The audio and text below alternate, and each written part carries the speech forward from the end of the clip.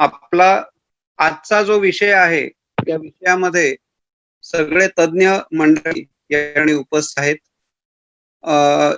मला आठवतंय त्याप्रमाणे महाराष्ट्रामध्ये पंचकर्म हा विषय 100-1 वर्षापासून जसा सुरू झालाय तसं त्याच्याशी आपली सगळी मंडळी जी कोणी याशी कनेक्टेड आहेत त्यांना माहीत असलेली बरीचशी नावं या ठिकाणी आज उपस्थित आहेत.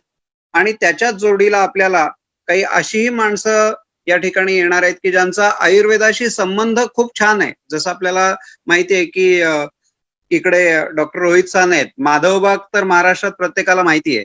1-2 जणांनी मला विचारलं की अरे ते MBBS आहेत, ते आज आयुर्वेदाच्या प्लॅटफॉर्मवर. म्हटलं की त्यांच्या एवढं आयुर्वेदाचं ज्ञान कदाचित आपल्यातल्याच बऱ्याच जणांना नसेल, तर त्यामुळे ते आज या ठिकाणी आहेत. त्याचप्रमाणे डॉक्टर मांगेरीश की जे आज कोटक महिंद्रा सारख्या ठिकाणी वेगळ्या पद्धतीने आयुर्वेदाचं काम करत आहेत.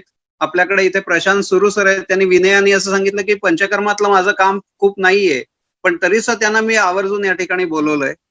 प्रवीण जोशी हे तुम्हाला माहितीच आहेत की पंचकर्म आणि त्याच्यामध्ये त्यांचं एवढं काम स्वतःचं आहे. दिवसाला 150-200 पेशंट आणि हजारो विद्यार्थ्यांना त्यांनी स्वतः शिकवलेलं आहे. आणि ही सगळी मंडळी आज ज्यावेळी आपल्याला आयुर्वेदाबद्दल काहीतरी सांगण्यासाठी आले त्यावेळी एक छोटासा आपण पहिल्यांदा प्रयत्न असा करूया की एक सुरुवातीला धन्वंतरी वंदना करून आपण सुरू करूया. आणि आपल्यातले एक छोटस आपल्याला या ठिकाणी स्क्रीन शेअर मी या ठिकाणी एवढ्यासाठी करणार आहे की एक वेगळ्या पद्धतीने आपण आज जाणार आहे. ते छोटस आपण प्रेझेंटेशन बघून मग पुढे आपण जाणार आहे. पहिल्यांदा एक धन्वंतरी वंदना आणि त्यानंतर आपण काम सुरू करूया.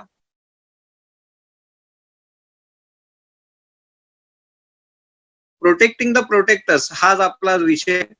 तर मला वाटतं सगळ्यांनी मिळून सगळं स्पीकर्सनी आपण अनम्यूट होऊन पहिल्यांदा धन्वंतरीची एक छोटीशी वंदना करू आणि नंतर आपण प्रत्यक्ष एक 3 ते 4 मिनिटात मी हे प्रेझेंटेशन आपल्यापर्यंत सांगणार आहे. आणि त्याच्यानंतर मग सगळ्यात पहिले आपले वक्ते असतील धनराज गहूकर सर आणि त्यानंतर मग आपण पुढे जाणार आहे. आणि सगळे जे कोणी वक्ते आहेत त्या प्रत्येकाचं काम खूप मोठं आहे.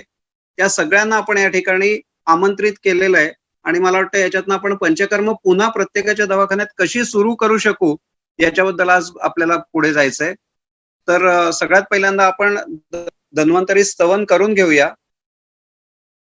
रागादिरोगान सततानुशक्तान अशेषकाय प्रसृतान शेषान औत्सुक्य मोहारतिदान जगाय यो पूर्व वैद्याय नमोस्तु तस्मै. आज आपल्याला प्रोटेक्टिंग द प्रोटेक्टर्स असा विषय घेऊन ज्यावेळी जातोय त्यावेळी आपल्याला पंचकर्म सेंटर्स आपल्या सगळ्या मंडळींची पुन्हा सुरू करण्याच्या दृष्टीने काय काय करता येईल हा विषय या ठिकाणी आहे. डॉक्टरांना स्वतःचं प्रोटेक्शन, त्याच्यामध्ये आपल्या स्टाफचं प्रोटेक्शन, पेशंट्सना लागण होऊ नये, आपलं क्लिनिक नीट व्हावं, सोशल लीगल हे सगळे विषय आपण आज कव्हर करायचा प्रयत्न करतोय. मग यामध्ये आपण पर्सनल सेफ्टी पासून पेशंटचं डायग्नोसिस, ट्रीटमेंट, क्लिनिक सॅनिटेशन या सगळ्या गोष्टींचा विचार आज करणार आहे.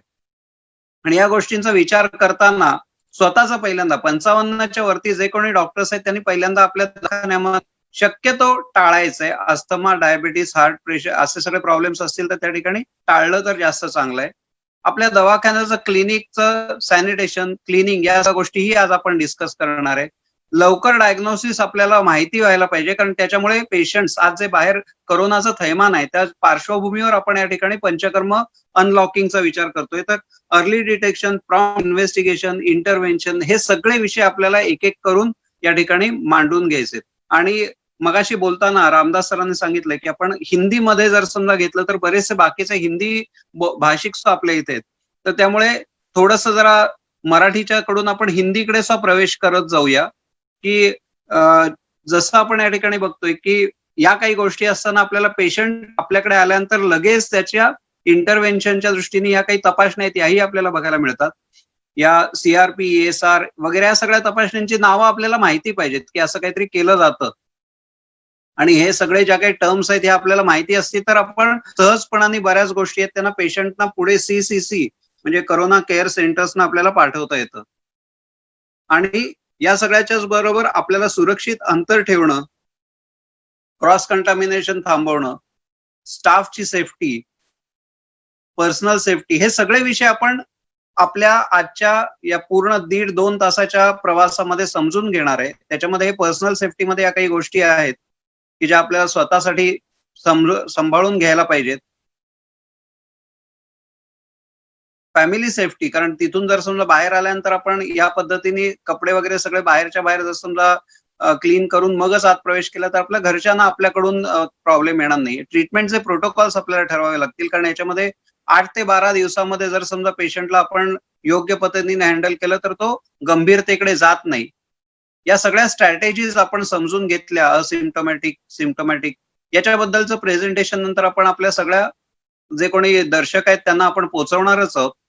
पण हे थोडक्यात या ठिकाणी मांडण्याचा मागे विषय असा आहे की आपल्याला पंचकर्म क्लिनिक सुरू करताना या गोष्टी आज माहिती असणं गरजेचं आहे. आणि हे जर समजा माहिती असेल तर आपण पुढे जाऊ शकतो. रेकॉर्ड मेंटेनन्स पासून सगळ्या गोष्टी आपल्याला करायला पाहिजेत. पेशंटची कनेक्टिव्हिटी आपल्याला ठेवता यायला पाहिजे. सोशल आणि प्रोफेशनल या सगळ्या गोष्टींमधून आपण पुढे जायला पाहिजे. आणि हे जर समजा आपण करू शकलो तर मला असं वाटतंय की कुठेही आपण अडचणीत न येता जास्तीत जास्त लोकांच्या समोर आपण जाऊ शकतोय. हे थोडक्यात मी आता सांगण्याच्या मागे कारण असं होतं की आपल्याला लोकांच्या पर्यंत पोहोचायचं असेल तर या सगळ्या गोष्टी माहिती पाहिजेत. आज आपण पंचकर्म सेंटर्स बऱ्याच जणांची आज जी बंद आहे पुन्हा सुरू करायच्या दृष्टीने आजचं हे आपलं सत्र आहे. आणि त्याच्यामध्ये एवढे ज्येष्ठ श्रेष्ठ असले आपल्याकडे वैद्य मंडळी आलेली आहेत. मला वाटतं की त्या सगळ्यांचं आपण एक स्वागत करूया. आणि आजच्या विषयामध्ये प्रवेश, प्रत्येकाकडे विषय आपण दिलेलेच आहेत. तर मला असं वाटतं की गहुकर सरांनी या विषयावरती बरंच काही WHO गाईडलाईन्सची कनेक्टेड असं काम त्यांनी ऑलरेडी केलेलं आहे. तर त्यांनाही आपण त्या ठिकाणी विनंती करूया. मला असं वाटतं त्याच्यानंतर गुजराती सरांनी धूपनवरती जवळजवळ 3,500 पेक्षा जास्त पेशंट्स त्यांनी या पद्धतीने आज त्यांचं ट्रीटमेंट आणि या पद्धतीने गेलेले आहेत.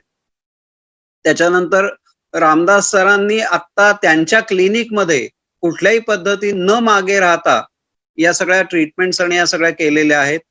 आपल्याला रोहित साने सर, त्यांच्याकडे आम्ही ज्यावेळी बोलत होतो त्यावेळी त्यांनी सांगितलं की अरे आपल्याला कुठल्याही गव्हर्नमेंटच्या वेगळ्या परमिशनची गरज नाही, जर समजा आपण योग्य पद्धतीने, तर त्याबद्दल ते आपल्याला जरा जास्त विस्तृत माहिती देणार आहेत.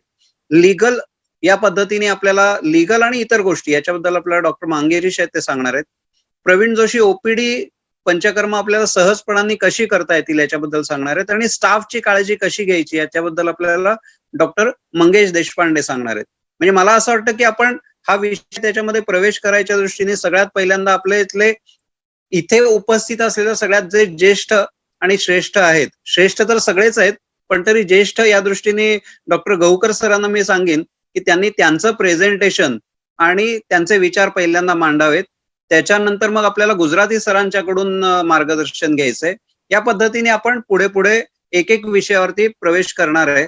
आणि मला वाटतं आजचं सेशन खूप छान होईल, कारण सगळ्यांनी एका शब्दामध्ये फक्त त्यांना विनंती केल्यानंतर त्यांनी या ठिकाणी येण्याचं मान्य केलंय.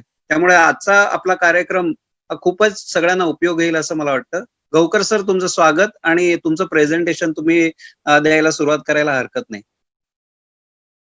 कि हम क्या कर सकते हैं, क्योंकि जब हॉस्पिटल हो, पंचकर्म ओपीडी हो या और अन्य सेंटर्स हो और इतने सारे स्टूडेंट्स हैं, उनका भी क्वेश्चन होता था कि पंचकर्म के लिए सर क्या कर सकते हैं, पंचकर्म शुरू कर सकते या नहीं.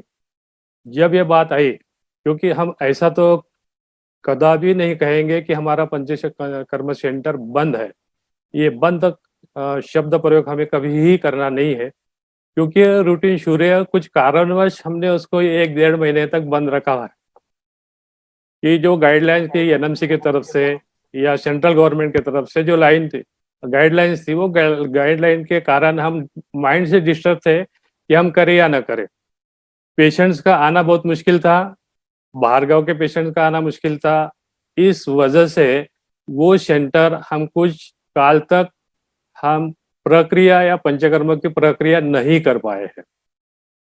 अभी यही करते करते हमने ये सोचा कि क्यों ना पंचकर्म स्टार्ट करते समय हमें इस प्रकार के एक आधार चाहिए कि जो आधार जो सरकार मान्य हो, चाहे वो सेंट्रल गवर्नमेंट का हो चाहे स्टेट गवर्नमेंट का हो, इनसे मान्य और WHO से, आयुष मंत्रालय से, MCI से, इस सभी संस्थाओं से मान्यता प्राप्त जो नियम है वो नियम को ध्यान में रखते हुए हमने इस पर SOP पर काम करें कि कोविड-19 के दौर में हम पंचकर्म किस तरह से कर सकते हैं और इस पंचकर्म करने के पहले हमें क्या करना है, तो हम गाइडलाइन डिसाइड करना है, उसके लिए SOP हमने निकाली हुई है। और वो SOP जब पूरा हुआ है, SOP का पूरा ज्ञान हमें हुआ है, उसमें हमने सबसे पहला टारगेट हमने खुद को किया है। दूसरा टारगेट जो किया है, जो पेशेंट है, एक्चुअली पेशेंट को हम भगवान मानते हैं और उसी दृष्टिकोण से उनको देखते हुए, क्योंकि इसमें ये भी नहीं था कि पर्सनल से ज्यादा अधिक ये प्रॉब्लम था कि पेशेंट बार बार फोन करते करते काफी परेशान हो चुके थे कि भाई कब शुरू होगा आपका सेंटर, कब आप खोलोगे, कब हमें एडमिट करोगे, क्योंकि काफी परेशान थे। उस समय ऐसा भी नहीं था कि हमें एक ही प्रॉब्लम था, क्योंकि हर साल जिस प्रकार के प्रॉब्लम रेगुलर चालू थे वो भी प्रॉब्लम सारे लोगों को थे। कोविड-19 ही था ऐसा ही नहीं था। इस सारे प्रॉब्लम के साथ में जब मनन चिंतन हुआ था और उस चिंतन के आधार पर मैंने कुछ SOP बनाई हुई है और SOP के आधार पर रुग्ण के लिए क्या है, रुग्ण का रजिस्ट्रेशन कैसे होगा, स्टाफ को इस प्रकार से स्टाफ को किस प्रकार से ट्रेनिंग देना पड़ेगा, पर्सनलाइज हम डॉक्टर जो है वो डॉक्टर रुग्ण को हाथ लगाए या न लगाए और किस प्रकार की केयर ले, ताकि डॉक्टर को, स्टाफ को, रुग्ण को या सभी लोगों को हमारे कारण किसी प्रकार का इन्फेक्शन या कुछ नहीं होना चाहिए। इसके लिए हमने मैक्सिमम केयर की हुई है और वो करते करते एक प्रेजेंटेशन किया और मैं प्रेजेंटेशन आपको बताना चाहता हूँ। शायद 5-7 मिनट में वो प्रेजेंटेशन हो जाएगा। मैं प्रेजेंटेशन दिखाता हूँ आपको।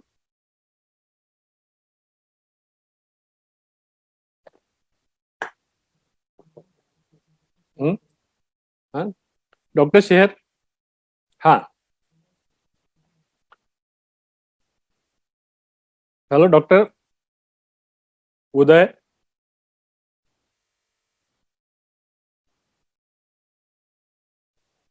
हा ऐकू येतंय सर, बोला तुम्ही, ऐकू येतंय? ऐकू येत आहे ना? येतंय. आणि स्लाइड दिसताय का? हा आता बघा, स्लाइड दिसताय? ओके. स्टँडर्ड ऑपरेटिंग प्रोसिजर्स, गौकर्स group of hospital and clinics during कोविड-19 पैंडेमिक. Next one.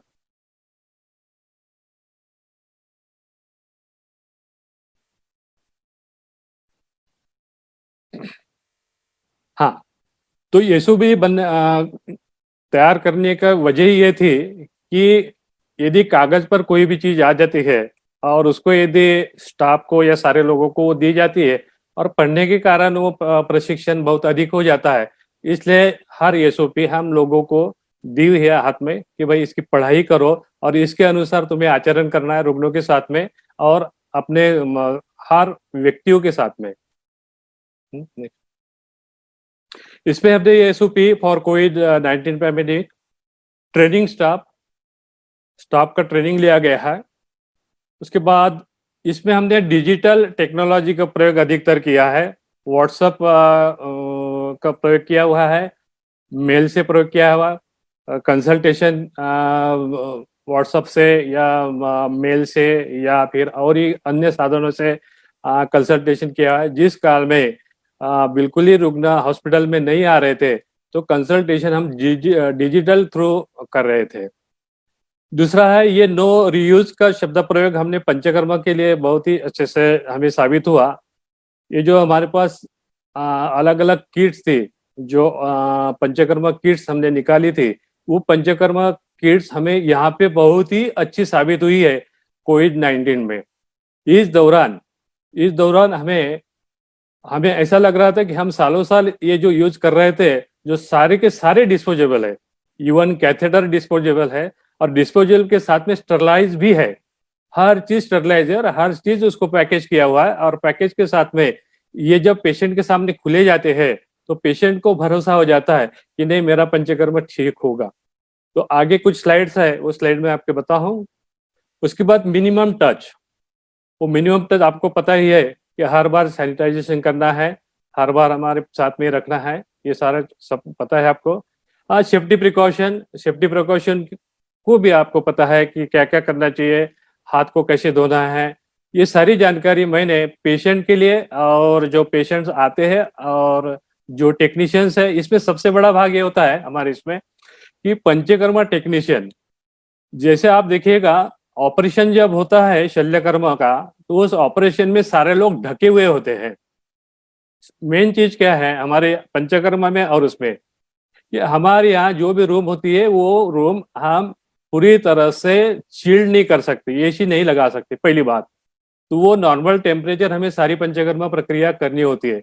उस समय ध्यान देना होता है कि जो टेक्नीशियन है जो करीब करीब 1.5 घंटा 2 घंटे तक एक पेशेंट के साथ में होता है, 2 टेक्नीशियन एक साथ, जब उनकी श्वासोच्छ्वास की अवस्था, उनके हेल्थ की अवस्था हमें बहुत बहुत तरह से देखनी है।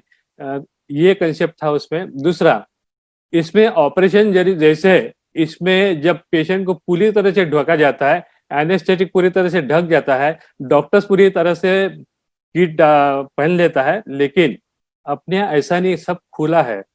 जैसे रुग्ण यदि टेबल पे खुला है तो उसकी इस पे सिर्फ छोटी सी पेंटी होती है, डिस्पोजेबल पेंटी होती है, उसके अलावा शरीर पर कुछ नहीं होता है, चाहे अभ्यंग हो, चाहे तेल धारा हो, चाहे पिंडस्वेद या बस्ती देना हो।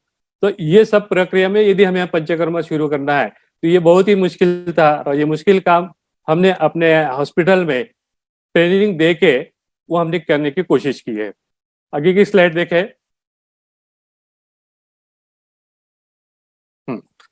ये हॉस्पिटल सेटअप है, hospital setup with some important changes.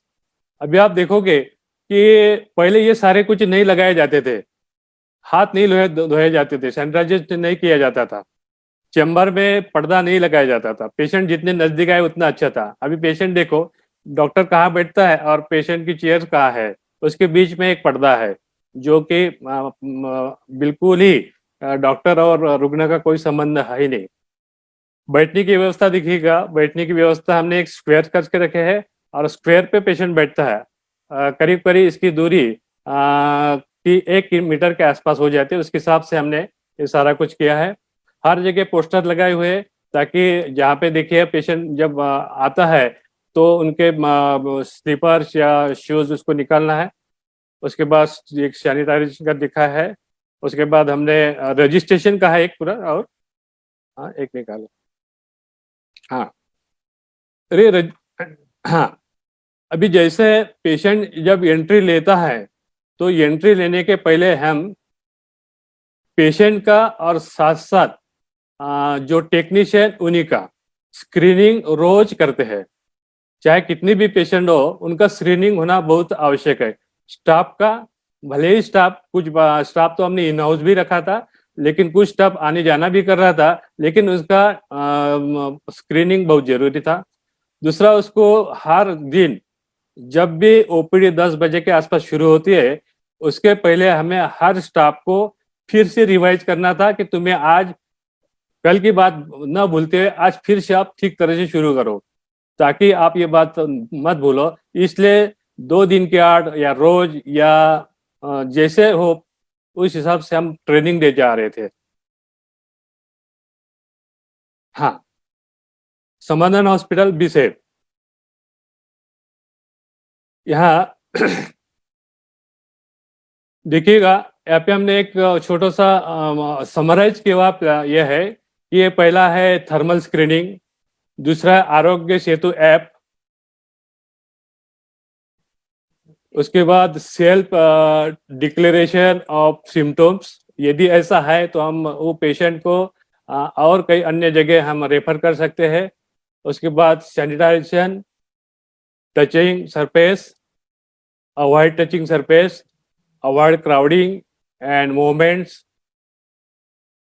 याच्यावरही हा लिहिलंय, ठीक है।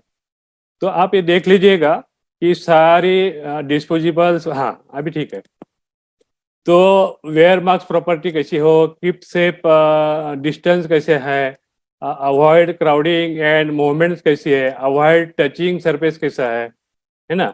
Do not touch your face, follow respiratory etiquette, dispose waste properties, and sensitive your hand frequently. Appointments के लिए हमने जो है हर काम के लिए एक रिस्पॉन्सिबल व्यक्ति था जो ये काम कर रहा था। जैसे रिसेप्शनिस्ट एक रिस्पॉन्सिबल थी अपॉइंटमेंट के लिए, वो चाहे वो इंक्वायरी हो या अपॉइंटमेंट हो, अपॉइंटमेंट उसी दृष्टिकोण से दी जाती थी। अपॉइंटमेंट का जरिया हमने इस प्रकार रखा था कि हर 15 मिनट के बाद एक पेशेंट, शायद एक ही समय सारे पेशेंट एक साथ हॉस्पिटल में आके न बैठे, तो 15 मिनट के बाद देने के कारण जो भी पेशेंट आता था वो बाहर खड़ा रहता था लेकिन अंदर नहीं आता। तो ये हमने ट्रेनिंग रिसेप्शनिस्ट को दी थी और उन्होंने अच्छे से निभाया। दूसरा काम ये था कि जो पेशेंट आया उसकी इंक्वायरी, उसका नाम, उसका एरिया, क्योंकि हमारे नागपुर में भी ये था कि एरिया कुछ क्लोज एरिया था या कुछ कोविड से ग्रस्त एरिया था जो रेड जोन में जाता था, वो एरिया से पेशेंट है या नहीं है उसकी इंक्वायरी करना है, उसका हमें रजिस्ट्रेशन करना है। रजिस्ट्रेशन के बाद उनका पूरा वो कितने लोगों के साथ रहता है, किसी के साथ है, वो कौन से व्हीकल से, यहाँ तक हमने देखा है कि कौन से व्हीकल से आया है। ये व्हीकल बहुत इंपॉर्टेंट है मेरे लिए। हम जब भी पेशेंट यदि बाहर गांव से एडमिट आता है तो मैंने बोला आप कभी भी या रेलवे से या कोई वजह ये व्हीकल से या कैब से नहीं आना है आपको, यदि आपके पास हो तो ही आना है, नहीं तो हम आपको व्हाट्सएप कंसल्टेशन या फिर और अलग तरीके से कंसल्टेशन कर सकते हैं। फिर सिक्योरिटी गार्ड जो है वो उसके लिए है कि जो सिक्योरिटी गार्ड आने के बाद वो टेम्परेचर देख रहा है, उसका स्क्रीनिंग कर रहा है, उसके लिए आगे स्क्रीनिंग के बाद इसको थोड़ा बड़ा कर दिए, ठीक है आगे, हाँ आगे, हाँ कंसल्टेशन के बारे में आपको बता दूं, मेरा चैम्बर इस प्रकार का था कि मैं मेरे पीछे एग्जामिनेशन टेबल का काम इस दुनिया में कभी पढ़ा ही नहीं। टेबल है, टेबल के आगे एक प्लास्टिक का पूरी तरह से पर्दा है जो देख रहे हैं, और एक चेयर है, और मैक्सिमम एक चेयर हम बढ़ा रहे हैं, उससे ज्यादा नहीं। एक के साथ एक पेशेंट या जरूरत नहीं है तो एक ही पेशेंट रहेगा हमारे सामने, और कोई असिस्टेंट इसके साथ में अधिक नहीं रहेंगे पेशेंट के साथ में। और मेरे साथ में भी बैठता है तो एक ही असिस्टेंट साइड में बैठेगा, उसके और मेरे दूरी में करीब करीब 1 मीटर की दूरी दोनों में रहेगी। हम कपड़े जो है घर के जो हॉस्पिटल में यूज कर रहे हैं कपड़े रोज वॉश किए जाते थे, और वो वॉश के लिए जाते थे, और जो घर के जाने के लिए वो कपड़ा हमारे जो ड्रेसेस थे वो अलग थे। जब भी जैसे मैं पेशेंट देख रहा हूँ, अभी पैरालिटिक पेशेंट है, यहाँ पे हम मैक्सिमम 3 लोगों से ज्यादा नहीं, रिलेटिव हम नहीं रखते थे यदि पेशेंट बात कर रहे हैं ठीक से। और उसके साथ में मैं मेरे सिस्टर सैनिटाइजेशन के लिए कुछ व्यवस्था करके रखती थी, और एक असिस्टेंट मेरे साथ। हम तीनों लोग सिर्फ पेशेंट के रूम में रहते हुए पेशेंट को जांच करना यदि जरूरी है। हर पेशेंट को देखना जरूरी नहीं है। पहले ऐसा है कि पेशेंट को हाथ लगाए तो अच्छा है, अभी ऐसी कंडीशन है कि पेशेंट को हाथ न लगाए तो अच्छा है, ये कंडीशन थी। इसीलिए मुझे तो ऐसा जरूर, मैं मैक्सिमम 80 to 90% पेशेंट को मैंने हाथ ही नहीं लगाया, क्योंकि अभी ऐसी आदत सी हो गई है कि पेशेंट ने जब सिम्टम्स यदि बता देते हैं तो उससे हम एग्जामिनेशन के जरिए सारा कुछ मालूम हो जाता है और उसको मेडिसिन प्रिस्क्राइब कर सकते हैं। Pharmacy, thanks a lot sir. हाँ ओके, मला वन मिनट ओनली 1 मिनट, हाँ हाँ थोड़ा आगे कर तो ठीक है। पंचकर्म प्रोसीजर्स आप देख लेते हैं, बाकी आगे Okay. और आगे नहीं। हाँ, पंचकर्म के पहले जैसे भी पेशेंट ले रहे हैं, 2 टेक्नीशियन है, 2 टेक्नीशियन लेते समय देखिएगा आप कि ये हाँ हर किसी ने मास्क पहना हुआ है, शील्ड पहनी हुई है, दोनों अटेंडेंट ने शील्ड पहनी हुई है। पेशेंट को पहले सैनिटाइज करना है, जब उसके बाद वो लेटता है। जब उसके अभी टॉवेल पहना हुआ है वो टॉवेल भी निकाल के हमारे यहाँ जो डिस्पोजेबल गारमेंट्स और डिस्पोजेबल का ही प्रयोग करते हैं, और इसी प्रयोग के साथ में ये जो बताया दिखाया है। अभी ये किट का जो मैं बताया था आपको कि किट का हमें कितना अच्छा उपयोग यहाँ पे हुआ कि सारा के सारा हम डिस्पोज कर सकते हैं, हमें अपने पास रखने की कोई भी आवश्यकता नहीं है। और ये किट हमें अमृत जैसे हमें ये किट लाभदायी रही, और एक किट अवेलेबल भी है हॉस्पिटल में यदि किसी को चाहिए तो इसके साथ में ये सारा आगे का जो डिस्टेंस रखना, ये सारी चीजें है जो मैंने वीडियो बनाया था आपको दिया, और उसी के साथ में आपने मुझे यहाँ बुलाया तो धन्यवाद अदा करता हूँ। ये पंचकर्मा की किट्स है जो संजीवनी औषधालय बनाती है, और ये किट्स सारे से सारे डिस्पोजेबल है। थँक्स मैं अ यहाँ लॉट पे अपना सर. विराम देता हूँ। धन्यवाद. थँक्यू. गुजराती सर, तुम्ही जे धूपनवरचं काम केलंय त्याच्याबद्दल थोडं सांगा. आणि गौकर सर, खूप धन्यवाद. हा, हा? थँक्यू. मला असं वाटतं की आता गुजराती सरांनी जे काम केलं ते एकदम वेगळ्या पद्धतीचं आहे. गुजराती तो सर नेहमी विल लाईक चांगलं टू काम नो करतात. Your details please. Sir, you can start. नमस्कार. नमस्कार. येतं ऐकायला सगळ्यांना? हो. येतंय. बर. सगळ्यात म्हणजे आनंदाची गोष्ट आणि अतिशय चांगला विषय उदय कुलकर्णी या संबंधाने घेतला. मैं सबसे पहले तहे दिल से आप सभी पूरे परिवार को, मतलब जितने भी आज लोग यहाँ पर उपस्थित है, सारे परिवार का धन्यवाद देता हूँ. गौकर जी ने जो प्रेजेंटेशन किया वो शायद ये तो इतना अच्छा प्रेजेंटेशन किया कि उसमें कुछ बोलने के लिए कुछ रखा ही नहीं उन्होंने. पहली बात तो. दूसरी बात यह है कि ये सारी चीजों को अपनाना है, और हम लोग दो तरह की बात करेंगे आज कि ये सारी चीजें जिस बड़े बड़े हॉस्पिटल में है, इन सब लोग जो है, ये सारे लोग ये सब कर सकते हैं, ये बात पक्की है. आप देखे होंगे पूरे विश्व में कि पीपीई किट पहनने के बाद भी 45% लोग जो है अफेक्ट हुए. ये क्यों हुए, इसके ऊपर किसी ने ध्यान नहीं दिया, पहली बात. अच्छा, दूसरी बात यह है कि खाली कोरोना वायरस है क्या कि जो पैंडेमिक होगा? जहां तक मुझे समझता है, मैं जो समझ रहा हूं, 2005 से लेकर के हम लोग काम कर रहे हैं. डेंगू आया, उसके बाद में स्वाइन फ्लू आया, उसके बाद में चिकनगुनिया आया. सारे जितने भी डिसऑर्डर्स है, और खाली इतने ही डिसऑर्डर्स ये पृथ्वी पर अवेलेबल है क्या, ये दूसरा एक प्रश्न. When we are talking about the viral disorders, so far as the Ayurveda is concerned, we should conclude it under the heading of Agantuja Jwar. Right? ऐकायला येतंय माझा? येतंय सर, एकदम व्यवस्थित. Okay. When we are thinking about the Agantuja Jwar, so far as the hetus are concerned, Bhaya, Shoka, as well as the Bhuta, everything as well described by the Charaka. So Bhuta is considered as many organism. Either it may be the bacteria, virus and etc. etc. आज हम लोग बात इसके ऊपर ज्यादा नहीं करते हुए, हमारे जितने भी प्रैक्टिशनर है, उन्होंने क्या, हम ये पंचकर्म करते समय क्या खबरदारी लेनी है, ये जो गौकर सार ने बताया वो सही मायने में बहुत ही बेहतरीन, मैं तो कहूँ 100 आउट ऑफ 100 मार्क्स देना चाहिए. लेकिन जो न्यू कमर्स है, जिन्होंने अभी खाली 120 स्क्वायर फुट में अपना काम चला रहे हैं, वहां पर वो पंचकर्म भी कर रहे हैं, तो उन लोगों ने पंचकर्म करना है या नहीं करना है, ये पहला प्रश्न अपने सामने खड़ा होता है. तो जहां तक मैं समझता हूं, जितने भी नए लोग हैं, जितने भी नए हो या पुराने हो, जो भी हो, लेकिन जिनके पास में जगह कम है और पंचकर्म कर रहे हैं, कुछ पंचकर्म जो है ओपीडी लेवल पे हो रहा है, कुछ पंचकर्म जो आईपीडी लेवल पर भी हो रहा है. आईपीडी लेवल में जो धनराज गौकर जी ने बताया, वो सारी चीजें हम कर सकते हैं. तीसरी बात जो महत्व की रही, जो धनराज गौकर जी ने बताया कि जो हम ओपीडी लेवल पे हम एग्जामिनेशन कर रहे पेशेंट का, तो दर्शन स्पर्शन प्रश्न ही परीक्षितार्थ रोगिणाम, यहाँ पर स्पर्शन ये शब्द आता है, तो स्पर्शन करे बिना हम निदान पे जाएंगे क्या, ये सबसे बड़ी बात.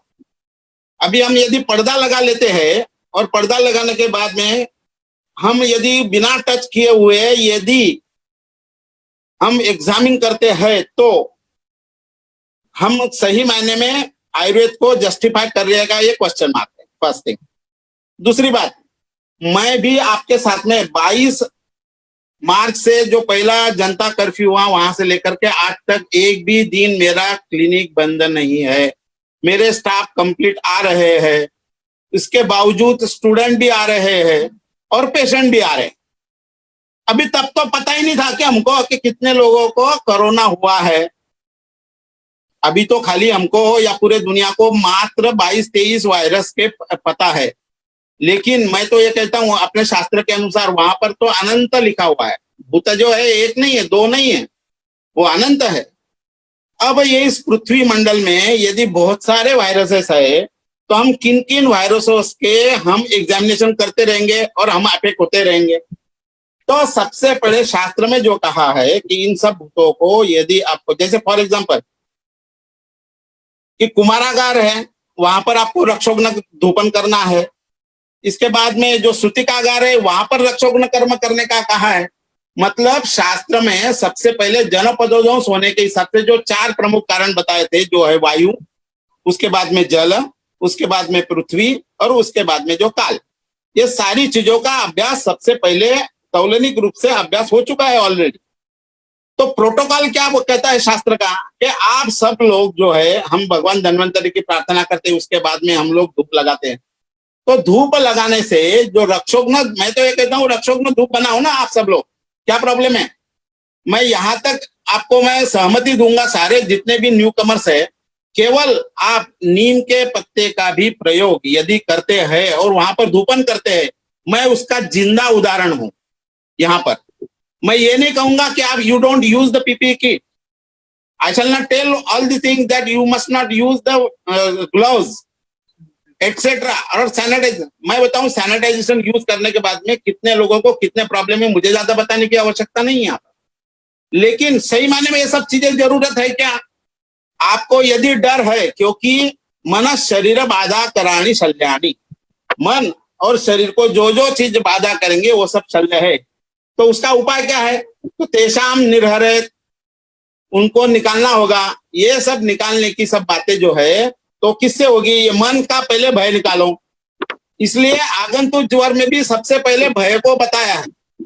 तो यदि ये भय में बता देते हैं तो, और मैं 22 मार्च को और गवर्नमेंट ऑफ इंडिया को, आयुष डिपार्टमेंट को 5 मार्च को ही ये सब चीजें बताई हुई थी, लेकिन अपनी बात सुनने वाले हमारे ही लोग ठिकाने पे नहीं है, करेंगे क्या। गौकर जी भी उस वक्त थे वहां पर, जो सेमिनार था उस वक्त हमारी इस बारे में चर्चा भी हुई थी कि why should not we take 1 hour's meet over the corona on the 6th of March at Delhi। लेकिन किसी ने अपनी बात नहीं सुनी, पता नहीं कि क्यों नहीं सुनी, लेकिन उस वक्त किसी को डर भी नहीं था। शायद ऐसा भी हो सकता है कि किसी को डर नहीं था कि क्यों कोरोना है। और मैं तो ये कहूंगा किसी को डर तो नहीं है, ठीक है, लेकिन अपने आयुर्वेद वालों के पास में केवल प्रिवेंशन नहीं है, प्रिवेंशन के बाद में क्यूरेटिव ट्रीटमेंट भी है। और जहां तक मैं 22 वीडियो को गवर्नमेंट ऑफ इंडिया को, आयुष डिपार्टमेंट को भेज चुका हूं। जब उन्होंने मेरे का काउंटर क्वेश्चन आया, आपने कोई वायरल डिसऑर्डर ट्रीट किया है क्या, आज मेरा जो विषय है वो है धूपन, तो मैंने 22 जो है ऑडियो वीडियो पेशेंट के वो सब उनको भेजे हुए थे। और उसके बाद में ये सब सारी परमिशन भी जो है आयुर्वेद वालों को ट्रीटमेंट के लिए मिली हुई है, ये भी बात पक्की है। जहां तक मैं समझता हूं कि धूपन करने का मतलब क्या है, तो मैं पूरे 4-4.5 महीने में मेरे कॉरिडोर से लेकर के मैं जहां बैठता हूं वहां तक मैं ये धूपन करते रहा हूं। मैं आपको बता रहा हूं यहाँ पर ये धूपन, ये सिंपली धूपन यहाँ पे किया हुआ है, आप लोग इसको देखेंगे, एक कंटिन्यूएशन में चालू रहता है अपने क्लिनिक में। और मैं बता दूं कि जितने भी पेशेंट्स आए हुए, मैंने इन दरमियान भेजो तो पता ही नहीं था कि सब कोरोना से है या नहीं है। बाद में पता चला कि 4 पेशेंट तो कोरोना के निकले मेरे जांचने के बाद। फिर मुझे कोरोना क्यों नहीं हुआ, मेरे स्टाफ को कोरोना क्यों नहीं हुआ। खाली कोरोना तो छोड़ो मित्रों, लेकिन मैं आपको ये बता देता हूं कि सारे जितने भी मेरे स्टाफ है और सारे जितने कुछ भी मतलब न तो पीपी किट यूज किया है, न तो ग्लव्स यूज किया है। इसका एक वीडियो भी मैंने आपको शेयर किया है उदय कुलकर्णी सबको, वो शायद यदि उनके पास में समय हो तो बताएंगे। आप कभी भी स्टिंग ऑपरेशन कर लो, यदि सही मायने में यदि कोरोना इतना डेंजरस है तो मुझे भी अभी तक होना चाहिए था, लेकिन नहीं हुआ। आज मेरी उम्र तो अभी 61 है, लेकिन फिर भी मैं उसमें से बच रहा हूं। इसका क्या मतलब है? तो सिंपल, आप, मेरी तो ये विनंती है इस दरमियान कि अपना पूरा जो है क्लिनिक, कॉरिडोर, जहां जहां पर है, और लोगों में से भय निकालो। मैं 3.5, जो जैसे उदय कुलकर्णी ने कहा कि 3,500 पेशेंट का अभी मेरे पास में डाटा, फोन नंबर सब लिखा हुआ है, जिन्होंने धूपन घर में रोज कर रहे हैं मार्च महीने से रोज। आज उसमें से एक भी इफेक्ट नहीं है। जो भी कुछ और डिटेल में कुछ बात करना है तो हम लोग चर्चा के दरमियान करेंगे, लेकिन मैं यहाँ पर मेरी बात यहाँ पे पूरी करता हूँ। लेकिन धूपन के अंदर सिंपली लोगों के लिए, लोगों के मन में ये ठान बहुत अच्छी तरह से फैला दो कि आप जो है केवल, जिसके लिए कोई खर्चा होना नहीं है, हम लोग घंटी बजाने के लिए तैयार है, तालियां बजाने के लिए तैयार है, लेकिन धूपन करने के लिए तैयार नहीं है। ये एक बड़ी आश्चर्यजनक बात है कि जिसमें धूपन से पूरे रक्षोग्न धूपन है, ये सारे विषाणु जीवाणु जो व्याधि पैदा करने वाले हैं, ये सब सारे व्याधि यदि हटाने वाला, जो आगंतुक ज्वर के अंदर जितने भी बताए हटाने वाला है, तो ये कौन सा है? तो ये मात्र एक धूपन जो है ये है, और दूसरा है नस्य, नाक में तेल डालो। मैं 3 चीजें सारे मरीजों को और पूरे जलगांव वासियों को बता रहा हूं कि ये आपको 3 चीजें करनी है। एक तो आधा पेट खाना खाओ। व्याधि क्षमत्व यानी क्या? व्याधि क्षमत्व यानी जिसका अग्नि अच्छा उसका व्याधि क्षमत्व अच्छा। अपने शास्त्र में कहा व्याधि क्षमत्व है मुझे पता नहीं है, लेकिन रोगाः सर्वेपि मंदाग्नौ, सभी रोग कब पैदा होंगे? जब अग्नि मांद्य होगा। तो जितनी भूख लगी है उससे आप आधा खाना खाओ, कोई दिक्कत नहीं है, पहली बात। दूसरा, गर्म पानी पियो। तीसरी बात, नाक में जो है आप जो भी तेल आपके पास में हो, नारियल का तेल हो, दिल्ली का तेल हो, महानारायण तेल हो, षडबिंदु तेल हो, अणु तेल हो, जो भी हो, 2-2 बूंद खाली उंगली लगा के भागो आप अपने काम पे, कोई तकलीफ नहीं होंगी। और सारे मैं उसके उदाहरण और उसके ऑडियो वीडियो भी ले चुका हूँ। वो कभी टाइम मिला तो वो भी मेरे पेशेंट के ऑडिओ व्हिडिओ भी आपको मैं कभी शेअर करूंगा। धन्यवाद कुलकर्णीजी, आप मला या ठिकाणी संधी दिली त्याबद्दल मी आपला आभारी आहे। माझे आभार नाही सर, तुम्ही जे काही सांगितलं आमच्या सगळ्यांच्यासाठी खूप महत्वाचं आहे। मला असं वाटतं की आपण एक थोडासा विषयांतर होईल, पण आपल्या या सगळ्यामध्ये गव्हर्नमेंटचा रोल या पद्धतीने आपण विचार करतोय। मुझे ऐसे लगता है कि डॉक्टर रोहित साने यहाँ पे है कि जो थोड़ा सा इस बारे में कुछ हमें अलग एंगल से बताएंगे, और उसके बाद में हमारे पंचकर्म के गुरुजी रामदास सर यहाँ पे है, तो उनको, और उसके बाद में हम लोग डॉक्टर प्रवीण जोशी सर को सुनने वाले हैं। तो मुझे लगता है कि रोहित साने जो स्पेशली हमारे लिए उन्होंने टाइम निकाला है, तो उनसे मैं विनती करूंगा कि वो अभी थोड़ा सा अपने विचार हमें इस बारे में कहें। थैंक यू उदय सर, आपने मुझे इस प्लेटफॉर्म पे इनवाइट किया, सो थैंक्स अ लॉट। मुझे सिर्फ एक चीज बतानी थी इसमें, जो हम लोग गवर्नमेंट के परमिशन के लिए नॉर्मल रुके हुए हैं, तो गवर्नमेंट ने पहले दिन से ही बता दिया था कि अपने को हेल्थ केयर के सारे सर्विसेज ऑन ही रखने हैं। तो कभी भी गवर्नमेंट ने अपने को ये बताया ही नहीं है कि आपने हेल्थ केयर के सर्विसेज बंद रखने करके। इसके लिए अगर आपने बंद रखे होंगे तो वो परमिशन के खिलाफ है, अगर आपने चालू कर दिए होंगे तो दैट इज परफेक्टली फाइन। अब रही बात परमिशन की, तो परमिशन एज अ होल लेने की कोई जरूरत नहीं है। As what doctor Gahukar must have explained us in his PPT, कि जो अपने को छोटे छोटे अपने खुद के बारे में जो केयर लेनी है, एज वेल एज जो अपने को अपने पेशेंट्स के बारे में जो केयर लेनी है, ये जो दोनों चीजें हैं, अपने बारे में मतलब खुद और अपना staff, and the second is going to be the patients. ये सारी चीजें केयर लेने के साथ अगर हम लोग अच्छी तरह से कोरोना के बारे में सोचेंगे, तो Corona is not itself a fatal disorder. Corona सिर्फ उन्हीं को फेटल हो जाता है जिनकी इम्यूनिटी लो होती है। तो हर एक पेशेंट को अगर हमने अच्छी तरह से एक्सरसाइज और डाइट का इंपॉर्टेंस अगर समझा दिया, तो मेरे हिसाब से the things would be very easy. अगर कोरोना के बारे में अगर ठीक तरह से देखेंगे तो it would enter through the ओरो नेजल रूट, अंदर जाकर के फेरिंग्स या लैरिंग्स तक वो अगर पहुंच जाता है तो लंग्स के पास पहुंच सकता है। लंग्स के थ्रू पहुंच गया तो it would reach to the blood vessels, और ब्लड वेसल्स के पास पहुंच गया तो it would lead to thrombo embolic episodes. Autopsy findings जो हुए हैं, जो डेथ होने के बाद जो पोस्टमार्टम हुए हैं पेशेंट्स के कोरोना के, तो उसमें ये क्लियर कट दिखाई पड़ा था कि डेथ जो हुआ है वो thrombo embolic episodes, blood clots बनने के वजह से डेथ हुए हैं। तो अगर हम लोग सही में अगर पेशेंट्स को बचाना चाहते हैं तो आयुर्वेद में बहुत सारे द्रव्य ऐसे बोले गए हैं जो नॉर्मली ब्लड को थिन या ब्लड को पतला रखने के लिए मदद करते हैं। तो परमिशंस के बारे में सोचने के बजाय I would rather like to ask everybody to think about an number of solutions. वो सोल्यूशंस नॉर्मली कोरोना होने के बाद ही उसके ऊपर होने चाहिए, not necessary there can be an number of preventive solution, जैसे धूपन के बारे में अभी हमने सुना।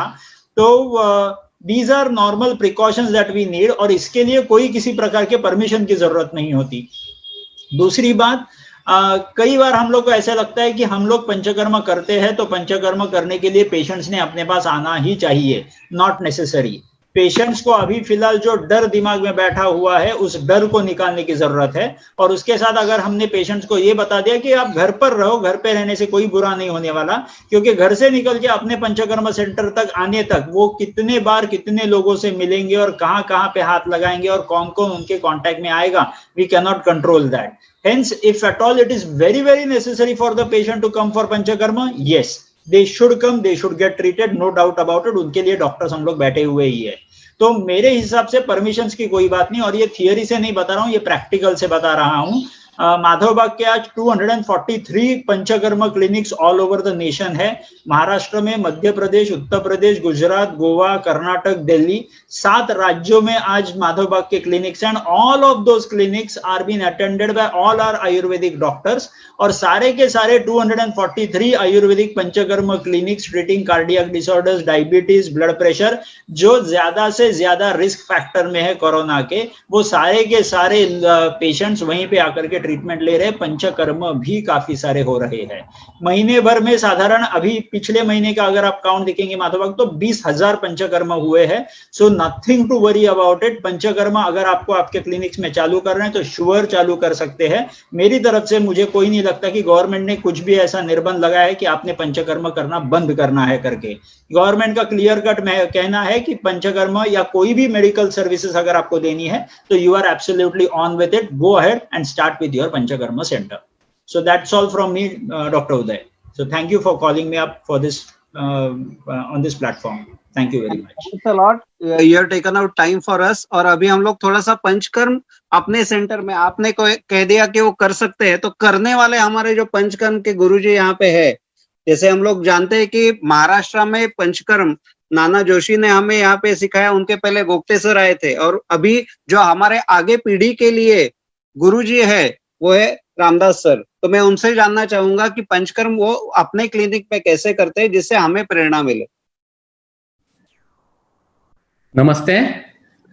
सबसे पहले मैं उदय को धन्यवाद देना चाहूंगा कि आधा दर्शन यानी आधी मुलाकात का भाग्य आज सभी मित्रों को तुमने करा दिया, इसलिए मैं उदय को धन्यवाद देता हूं।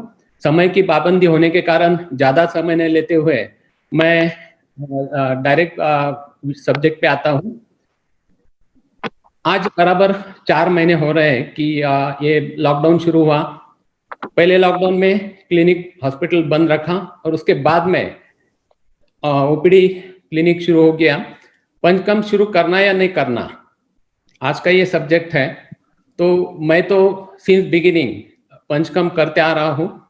सिर्फ मैंने लॉकडाउन होने से पहले ही डिक्लेयर कर दिया था कि वमन कर्म नहीं करना है, और क्यों नहीं करना है इसके बाद में काफी बहस बाद में भी हो गई। तो पंचकर्म में सिर्फ वमन, नस्य और तर्पण ये चीजें छोड़कर जिन पेशेंट में अवस्था है उन पेशेंट में मैं आज भी रक्तमोक्षण हो, उत्तर बस्ती हो, कटी बस्ती हो, जानु बस्ती हो, निरो बस्ती हो, मात्रा बस्ती हो, सब कर्म हम रूटीनली करते हैं। सिर्फ प्रिकॉशन लेना ये जरूरी है। यदि हम देखें कि शासन ने बार बार सलून को भी परमिशन दी है, और यदि देखा जाए तो उनका डायरेक्ट कांटेक्ट हमारे मुंह से या नाक से होता है, और फिर भी उनको परमिशन मिली है, तो हम लोग तो उनसे ज्यादा प्रिकॉशन लेके कर सकते हैं। इसलिए ज्यादा टेंशन का कोई काम नहीं है।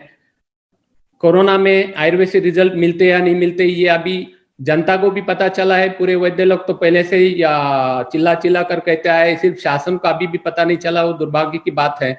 लेकिन हर जगह पर अभी दुनिया भर से आयुर्वेद की मांग हो रही है, और पेशेंट जनता से मांग हो रही है कि हम ठीक होंगे तो आयुर्वेद से होंगे। ये भी सब्जेक्ट अलग है। तो हम शुरुआत से पंचकर्म कर रहे हैं। यदि अवस्था है, जितना टाल सकते हो उतना टाल सकते हो, लेकिन अवस्था है तो करना ही करना है। तो हम शुरुआत से सेफ्टी पॉइंट ऑफ व्यू हमारा पहले सेफ्टी देखनी है और हमारे स्टाफ की सेफ्टी पहले देखनी है। तो gloves, mask, face shield, disposable gown ये पहन के हम डेली ओपीडी निकालते हैं। गौकर सर ने शुरुआत से ही बता दिया है, लेकिन जिनकी ओपीडी छोटी है तो वो लोग किस तरह से करना चाहिए। तो ओपीडी में स्लॉट सिस्टम में या अपॉइंटमेंट सिस्टम से पेशेंट को बुलाना है। अभी हमारी वेटिंग काफी बड़ी है, फिर भी हम करीबन 30% पेशेंट को ही ट्रीट कर सकते हैं, डिस्टेंसिंग यदि मेंटेन करना है तो डिस्टेंसिंग रख के अपॉइंटमेंट देके डेली ओपीडी करते हैं। जिनमें अवस्था है उनके पंचकर्म करने से पहले पूरा टेबल सैनिटाइज किया जाता है। हर गेट पे foot operated sanitiser, wall mounted sanitiser हमने बिठा के रखे हैं। बाहर थर्मल स्क्रीनिंग होता है, एसओपी चेक किया जाता है। और हमने एक डोर मैट जो होती है वो सोडियम हाइपोक्लोराइड में भिगो के ही हमने डोर पे रखी है। पेशेंट जब शूज बाहर निकालता है, चप्पल बाहर निकालता है तो उसके ऊपर से आता है और अंदर आने के बाद हाथ सैनिटाइज करके उस जगह पे बैठ जाता है। वहां से वेटिंग से वो जब नंबर आएगा कंसल्टिंग में आएगा तो एक स्टाफ इमीडिएट वो जगह सोडियम हाइपोक्लोराइड से क्लीन कर लेते हैं।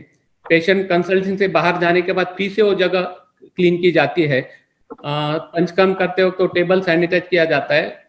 ओपीडी में पंचकर्म होने के बाद में फिर से वो टेबल सैनिटाइज किया जाता है।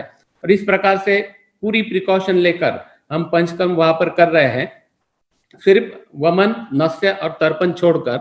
रही बात 3 पॉइंट मैं पॉइंट आउट करना चाहता हूं कि आज का जो सब्जेक्ट है पंचकर्म करना चाहिए या नहीं करना चाहिए, तो हर एक ने अभी पंचकर्म करना चाहिए क्योंकि ये काफी लंबी लड़ाई, कब तक चलेगी आप कोई बता नहीं सकता है। और यदि हमको आगे देखना है और पेशेंट की अवस्था यदि है तो प्रिकॉशन लेके पंचकर्म तुम कर सकते हो। सेकंड थिंग, कोई पेशेंट आते हो तो उसके माथे पे लिखा नहीं होता ये पॉजिटिव है निगेटिव है।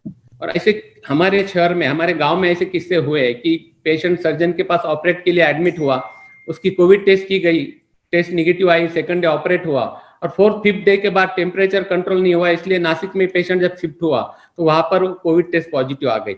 उसके बाद में उस डॉक्टर को क्वारंटाइन रखा गया, पूरा हॉस्पिटल सील किया गया।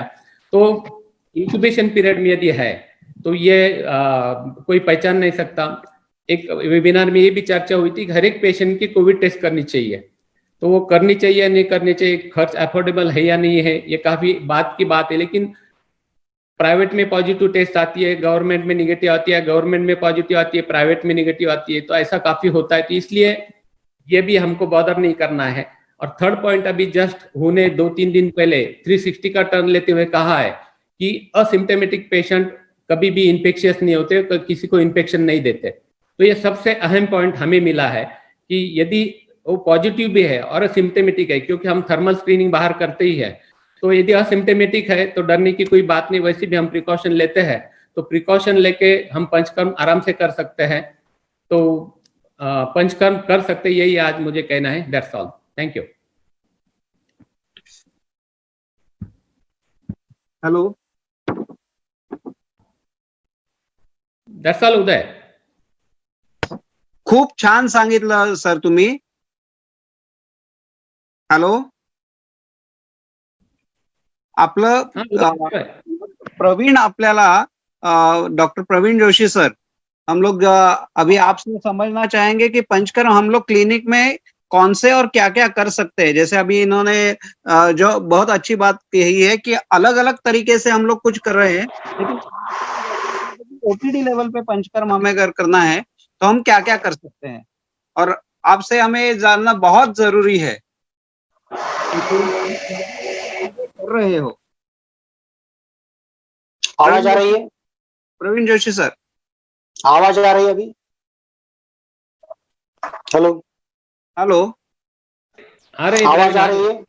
हाँ आ रही है। चलो चलो, हम 22 तारीख के बाद 8-9 दिन का जो गुजराती सर के जो 2 मुद्दे थे उनको हम छोड़ दो, तो उसमें और एक ऐड करेंगे कि ये जो सब कार्यक्रम शुरू हुआ उसके बाद में हमने पहले काढ़ा बनाया था, रसायन काढ़ा, उससे हमारी शुरुआत हुई। उसके बाद में ओपीडी चालू हुई हमारी थी, उसके साथ जो हमारे संपर्क में जो लोग आते थे जिसके साथ हम काढ़ा बांटने का काम कर रहे थे, उन्होंने इंटरेस्ट दिखाया कि हम आयुर्वेद के जो प्रोसीजर्स है वो लोगों को तो बताने के लिए हम तैयार है, हम वहां जा रहे पाकिट देने के लिए, तो आप क्या क्या बता सकते हैं। उनको हमने दिनचर्या बना के दे दी थी। नस से कैसा करना है, नाक को तेल कैसा लगाना है, छाती को तेल नमक लगा के कैसा सेकना है, वाफ कैसे लेनी है, हल्दी वाला दूध, वहाँ आयुष में 1 ग्राम हल्दी डाल देने को बोला था, 10 ग्राम च्यवनप्राश खाने को बोला था। हमारा उष्ण प्रदेश है तो हमने बोला था चिमड़ भर, उसमें हमने बदलाव किए, कुछ लोगों को चिमड़ भर हल्दी डालो, जितना च्यवनप्राश आपको पचन होता है उतना ही खाओ। ऐसे सब जो चीजें थी हमने करना शुरू कर दिया। और बाद में हमारी ओपीडी कंटिन्यूस चालू ही थी। ओपीडी में हमने जो टाइमिंग है वो अलग रखा है, 7 बजे से 9 साढ़े 9 बजे तक रूटीन जो पंचकर्म के पेशेंट है वो आते हैं, उनको वही टाइम के हिसाब से वो आते हैं। तो वहाँ उनका पंचकर्म हमारे पास कम से कम 13 रूम है, तो 13 रूम के हिसाब से हर रूम में अलग अलग उसका प्रोसीजर होता है। हर एक को हमारा जो स्टाफ है उसको, और कुछ विद्यार्थी हमारे यहाँ पढ़ने आए तो वो बराबर वैद्य होने की वजह से हमारा वो फायदा ज्यादा रहता है, तो हम उसको सब करते हैं। 7 बजे दवाखाना खुलते बराबर पहले जो गुजराती सर ने धूपन का द्रव्य बताया, वो धूपन द्रव्य हम पूरे दवाखाने में घुमाते हैं और पूरा हमारे हिसाब से हम कम्युनिकेट करते हैं। हमारा पंचकर्म विभाग भी, ओपीडी आईपीडी सब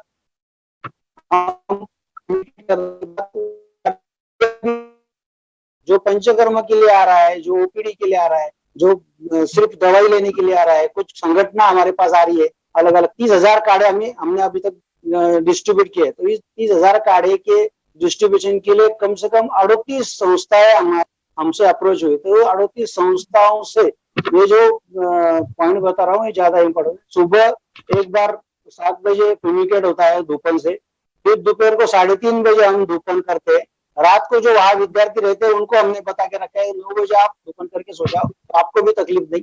वो वहाँ सब वो धूपन का काम करवाते हैं। और जो लोग आ रहे हैं ओपीडी में, अभी भी आज एवरेज 775 का ओपीडी का रिकॉर्ड है, उनके लिए बराबर 1 by 1 बैठने की व्यवस्था की है। सैनिटाइजेशन में अल्कोहल वाला सैनिटाइजेशन हमने बनाया नहीं है। हमने हमारा गुड़वेल, कडुनिंब, करंज, तुरटी, इसका बहुत बड़ी मात्रा में काढ़ा बना के उसका सैनिटाइज बनाया और उसका इस्तेमाल हम कर रहे हैं। उसके अलावा धूपन की पुड़िया बना के दिए ओपीडी में, आईपीडी में। और ये 38 संस्थाएं ने तालुका प्लेस पे धूपन किया है। पहले हमारे दवाखाने में, हमारे घर में, हमारे घर के बाहर धूपन हम कर रहे हैं। हमारे घर के बाहर में यानी चौराहे पे हम लोगों को, एक आधे सामाजिक कार्यकर्ता हो तो उसको बोलते हैं चौराहे हो तो इसको इसमें बाकी कचरा निकाल और कौड़लिन के पत्ते डाल और हमारी पुड़ी डाल और जला दे। तो साइकोलॉजिकली जो सर ने बोला था, अंदाजे जामनगर में जो है 200 मीटर तक अच्छा काम वहाँ होता है। आपने धूपन अच्छा किया तो फिर तालुका प्लेस तक ये सब धूपन गए। जो लोगों को खुद की पुड़िया दी है उनके घर में धूपन घुमा रहे, उनको भी मान जो भय और ये जो बाकी जो बताया ज्वर के में, तो ये भय निकल जाता है। उसके बाद में दूसरा हम रक्त मोक्षण करवा रहे हैं। अभी तो कम से कम 182 के ऊपर आज तक का रक्त मोक्षण, और ये सब रिकॉर्ड लिखा है, लगा जमा के रखा है। हर पेशेंट का नाम, पूरा पत्ता, मोबाइल नंबर और उससे क्या क्या हमने करवाया। धूपन करवाएंगे तो धूपन, काढ़ा दिया होगा 21 दिन का या 7 दिन का तो वो काढ़ा, और रक्त मोक्षण हम करवा रहे। तो रक्त मोक्षण का एक जो बहुत फायदा होता है, जैसे पेशेंट की दिमाग में पक्का बैठ गया है कि मुझे जांच होनी चाहिए और मुझे कोविड है कि नहीं है, तो हम रक्त मोक्षण मनोहर स्रोतस में सबसे अच्छा काम करते हैं। कम मात्रा में 30 ml से 40 ml तक एक रक्त मोक्षण हमने करवा लिया और उसको हमारे वो वैद्य सामने रहते ही उनके सामने उसका निदान करवा दिया। ये वात प्रधान कफ दुष्ट रक्त या कफ प्रधान वात दुष्ट रक्त है, चल तेरे को कोई भी नहीं, कोई डरने वाली बात नहीं। तो डर निकलने के लिए, उसको स्थान तनाव टेंशन कम करने के लिए रक्त मोक्षण काम करता है। और रक्त मोक्षण करने के बाद शरीर में बाकी एक्टिविटीज बढ़ती है, उसके लिए लगे तो अलग से टाइम निकाल के हम बता सकते हैं उसमें रक्त मोक्षण का फायदा क्या होता है। तो ये चीजें रक्त मोक्षण में ओपीडी में ज्यादा करके पंचकर्म में होती है। दोपहर को वापस 3:30-4 से पंचकर्म में चालू हो जाता है, जो 7:30 बजे तक चलता है। इस दरमियान ओपीडी में पेशेंट आया, अभी अग्निकर्म वाला पेशेंट आता है, स्निग्ध दग्ध वाला पेशेंट आता है, रक्त मोक्षण वाला ओपीडी के ही सब पेशेंट हमारे आते हैं। नशे के लिए सामने या इतने ध्यान रखना है कि जो अपना नशे करने वाला कर्मचारी है वैद्य, उसने मास्क अच्छी तरह पहनना चाहिए, लगे तो फेस शील्ड उसने पहनना चाहिए। नशे करने के बाद उसको साफ करने को, नाक को उठने के बाद पूरा पोंछने को बनाए। धनराज गौकर जी ने जैसा बताया कि डिस्पोजेबल, तो डिस्पोजेबल हमारे यहाँ चैरिटी का काम करते हैं। 100 रुपए में पंचकर्म पूरा वमन से लेके बस्ती तक हम 100 रुपए में करने का कोशिश कल भी कर रहे थे, आज भी कर रहे हैं और कल भी हम करने वाले। तो ऐसे टाइम फिर हमको कुछ बारीक कपड़े की मदद मिली कुछ संस्थाओं से कि हम वो हर रूम में वो जो पेशेंट होगा है तो उसके बाद में उसको हमारे सैनिटाइजेशन करके, या कुछ पेशेंट को उसके घर से तेरी टॉवेल चादर ये लेके आ, तेरा साफ सफाई उसके बाद में घर पे जाके उसको धो डालना है अच्छी तरह। ऐसा भी ओपीडी लेवल का पंचकर्म हमारा चालू है। वोमन के अंदाजे हमारे 4 पेशेंट अभी हुए और 4 पेशेंट में एक कोविड वाला पेशेंट का हमने वोमन दिया है और वो अच्छा हुआ है। और वो मेरा रूम पार्टनर ही था नंदुरबार में, तो उससे पूरा 102 टेम्परेचर से उसका पिछले एक वेबिनार में हमने उसके बारे में बताया भी था कि पहले रक्त मोशन किया, यहाँ से बैठ के मैंने उसको वहां रक्त मोशन करने को बोला था, सुदर्शन घृत दिया था। दूसरे दिन सवेरे उसको अपाप सुदर्शन घृत से विरेचन हुआ, 12 बजे खाना खाया, उत्क्लेश आया। जैसा रामदास सर ने बताया कि उत्क्लेश अवस्था देखना है, उत्क्लेश ये अवस्था है तो उसको छोड़ना नहीं, तो उसको उत्क्लेश अवस्था थी, हमने उसका छोटा वोमन दिया। 4 को दोपहर को 4 बजे लंघन के साथ उसका ज्वर कम हुआ, तो आज तक उसका ज्वर आया नहीं। और बाकी चेस्ट भी एक्सरे बाद में सब निकाला तो वो भी सब उसका नॉर्मल है, आज की तारीख में अच्छा है। तो 4-5 वोमन भी हमारे यहाँ ओपीडी लेवल में उस टाइम हुए। रक्तमोक्षण से बहुत ज्यादा फायदा होता है। रक्तमोक्षण, धूपन जैसा अपॉइंटमेंट का जो प्रक्रिया है, पहले हमारे यहाँ पूरी गर्दी होती थी, 2-4 दवाखाने ओपीडी में, 4-5 दरवाजे में, बाकी रास्ते में तो ऐसा खुला रहता था। वो अभी हमने उसकी शिस्त लगा दी है। हमारे यहाँ से जो काउंटर वाली जो लड़की है वो बराबर 15 मिनट पहले पेशेंट को फोन करती है कि 15 मिनट बाद आपका नंबर आने वाला है, तभी आप हॉस्पिटल में आना है, नहीं तो अंदर आना नहीं। तो ऐसे पूरा ओपीडी का कार्यक्रम सवेरे 7 बजे से रात को 10 बजे तक हमारा अच्छी तरह काम चालू है। उसमें अलग अलग प्रयोग हम कर रहे हैं। जो वैद्य लोग है वो उनको वो डाटा जमा कर रहे हैं, 7 दिन का ये सब प्रोसीजर करने से क्या फायदा हुआ, 14 दिन का क्या फायदा हुआ। और ये अलग संस्थाओं से काम करने की वजह से हमको असिम्टोमेटिक, सिम्टोमेटिक, सीसीसी में एडमिट पेशेंट से अलावा सब तरफ हमारी दवाई का और हमारी लाइन ऑफ ट्रीटमेंट का काम करने को मिला। जो इमरजेंसी पेशेंट है, जो वेंटिलेटर पे है, उनको भी कुछ दवाई वो पेशेंट की साइंस है, पेशेंट ने बोला कि मुझे ये दवाई लेनी है, उसके लिए भी प्रयोग करने की हमने कोशिश की है। कुछ उसके लिए जो दवाई इस्तेमाल की वो अलग टाइप का उसका प्रकार हो सकता है, कुछ लेप का भी प्रक्रिया। पार्श्व शुल्क में एक दवाई आती है जो सबसे श्रेष्ठ है, लेकिन सरकार ने उसको बैन करके रखा है, उसके भी रिजल्ट एकदम खतरनाक और जबरदस्त है। ऐसा बहुत सारा आयुर्वेद में करने वाले के लिए वक्त बहुत कम है और रोने वाले के लिए वक्त बहुत ही ज्यादा है। ऐसी कोविड की पैंडेमिक कंडीशन में रहा सरकार की बात, तो सरकार के ज्यादा पीछे लगने की जरूरत नहीं, जो अपने तरीके से हम कर रहे हैं। अभी हमारा ये टास्क फोर्स जब सरकार के पीछे लगा था कि आप हमें परवानगी दो, तब तो भीड़ में परवानगी मिल के काम भी चालू हो गया था भीड़ के जिलाधिकारी, यानी मुख्यमंत्री और आरोग्य मंत्री के पीछे लगने की वजह मुझे लगता है अभी जिलाधिकारी के पीछे लगेंगे तो हमारे वही फायदा हमारा हुआ। हम लोकल पूरे जिलाधिकारी कार्यालय में जो काढ़ा दिया, धूपन किया तो उनको रिजल्ट समझा, महानगर पालिका पूरा का कम्युनिकेट किया तो उनको उसका फायदा हुआ। जहाँ कोविड सेंटर है वहां सब पहले चपरासी लेके नीचे से ऊपर तक, फिर डीन तक, वो बेचारे डीन अभी रिटायर हो गए लेकिन उन्होंने बहुत मदद की, इसलिए उनकी भी शुक्रिया करना चाहिए। तो ऐसे लोगों को तक हमने धूपन, दवाइयाँ ये सब काम किया और उससे हमको बहुत अच्छा सेटिस्फेक्शन है। मुझे लगता है इतना बोल के मैं रुकता हूँ, उदय को आगे का कुछ प्रश्न होगा तो बाद में पूछ सकते हैं। धन्यवाद। हमारे पास 2 और वक्ता है, एक है जो लीगल एंगल और उसके साथ में इंश्योरेंस और ये सब चीजों के बारे में हमारे पास प्रेजेंटेशन है, और डॉक्टर मंगेश देशपांडे जो हमारे एकदम जिसको हम लोग बोलते हैं कि नौजवान वैद्य, कि जिनके पास देख के हमें जोश आना चाहिए। तो अभी मैं पहले मांगेरीश रांगनेकर जी को बोलूंगा कि पहले वो उनके विचार और उसके बाद में डॉक्टर मंगेश, क्योंकि हम लोग कह सकते हैं कि हमारे लास्ट बैट्समैन है लेकिन वो बहुत स्ट्रांग बैट्समैन है, लेकिन उसके पहले doctor मांगेरीश। Thank you, sir. Good afternoon, respected gentlemen, and my teachers, my seniors. It's a great honor to. Can everybody hear me? Yes. Yeah, thank you, sir. I'll start my screen share. Just let me know if you can see the screen. Just a moment.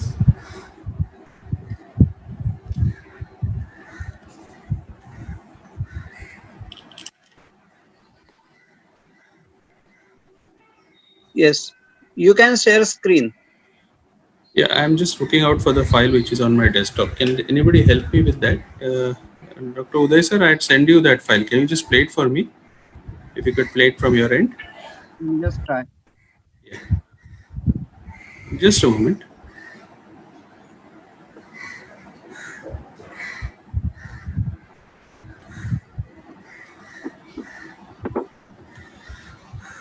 You got it? तर file डेस्कटॉपवर आहे का? हो हो हो हो.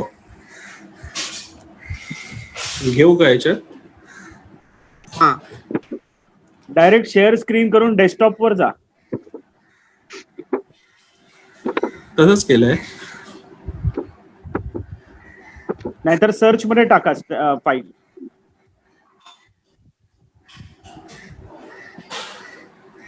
आली का? दिसते? दिसते? नाही, अजून नाही.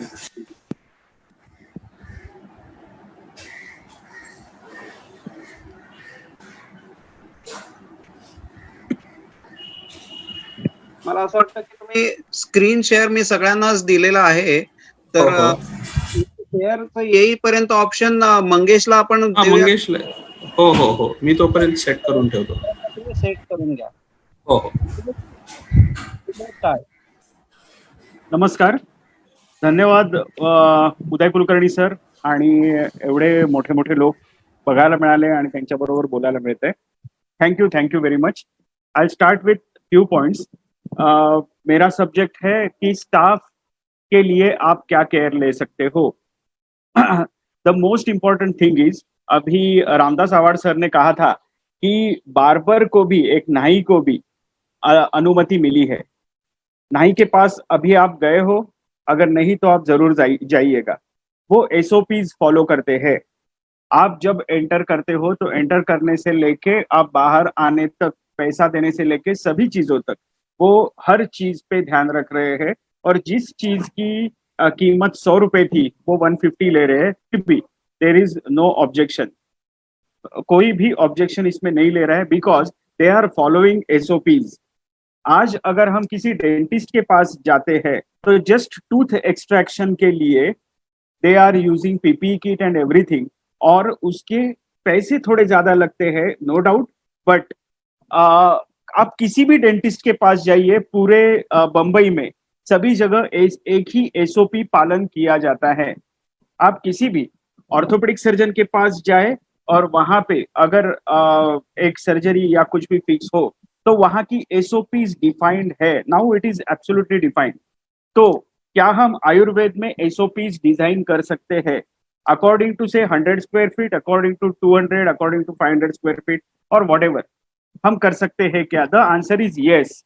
If we go systematically, yes. If we go scientifically, हर चीज का साइंटिफिक आंसर हमारे पास हो तो हम जरूर ये सब कर सकते हैं. हाउ?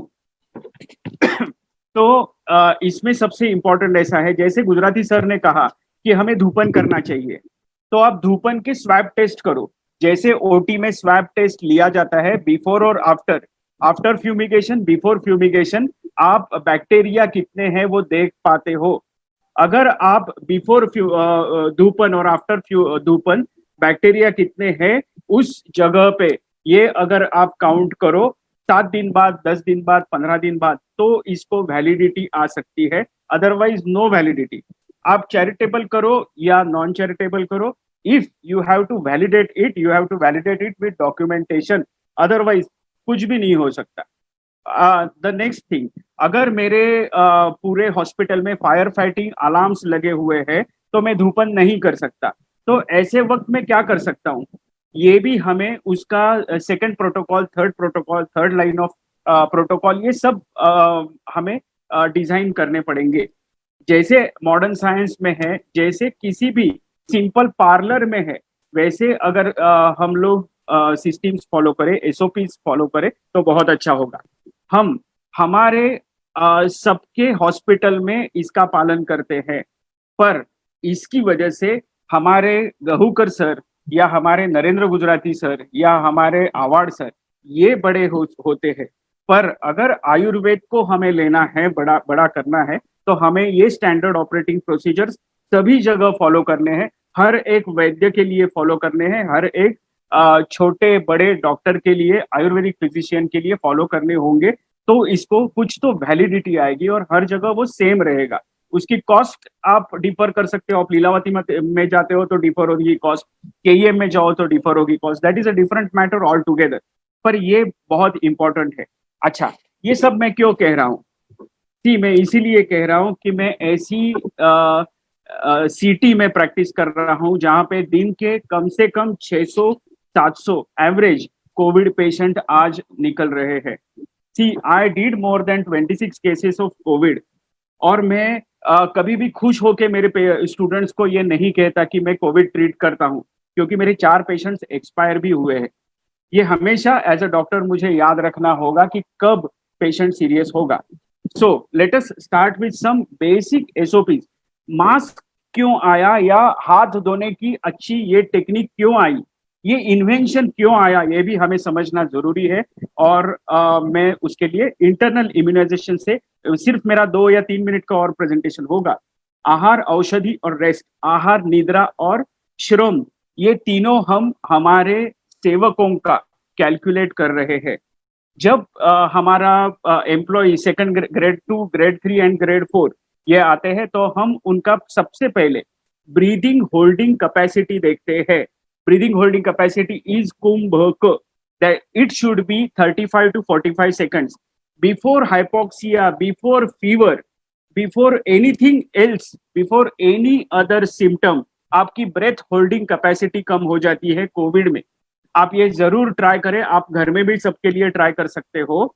आप डीप ब्रीथ लेना और उसे रोके रखना। अगर जो आदमी प्राणायाम नहीं करता वो एटलीस्ट 35 सेकंड्स तक रोक सकता है इसे। अगर ये बिलो 25 हुआ तो it is an alarming sign, और ये हाइपोक्सिया के भी पहले होता है। That is number 1। तो सबसे पहले आप आपके सभी एम्प्लॉइज के रोज ब्रीदिंग होल्डिंग कैपेसिटी जरूर देखिए एंड नोट इट वेल। अगर वो धीरे धीरे कम हो रही है तो ही is infective patient. That is number 1 and that is the most important thing. आप किसी भी चीज से पहले आप तुरंत ये लोकेट कर सकते हो। The second thing is respiration rate.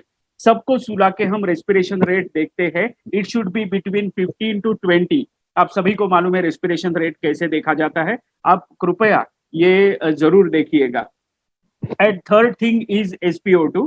That is number 3। आप सभी को इतनी छोटी सी मशीन का फायदा अभी बहुत ही दिखाई दे रहा है। See, the effect of standardisation of something, एक छोटी सी मशीन जो आज पूरे दुनिया को गाइड कर रही है, that is pulse oximeter. It is only because of standardisation, it is only because of scientific data collection and everything.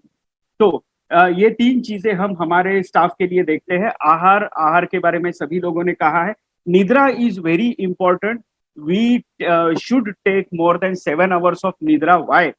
मैं कोविड के पहले मैं भी कभी भी सोऊं मैं 4:30 बजे उठता था, but now I don't do that. मैं 7 घंटे नींद मेरी खत्म हो तो ही मैं उठता हूँ, otherwise I take complete rest.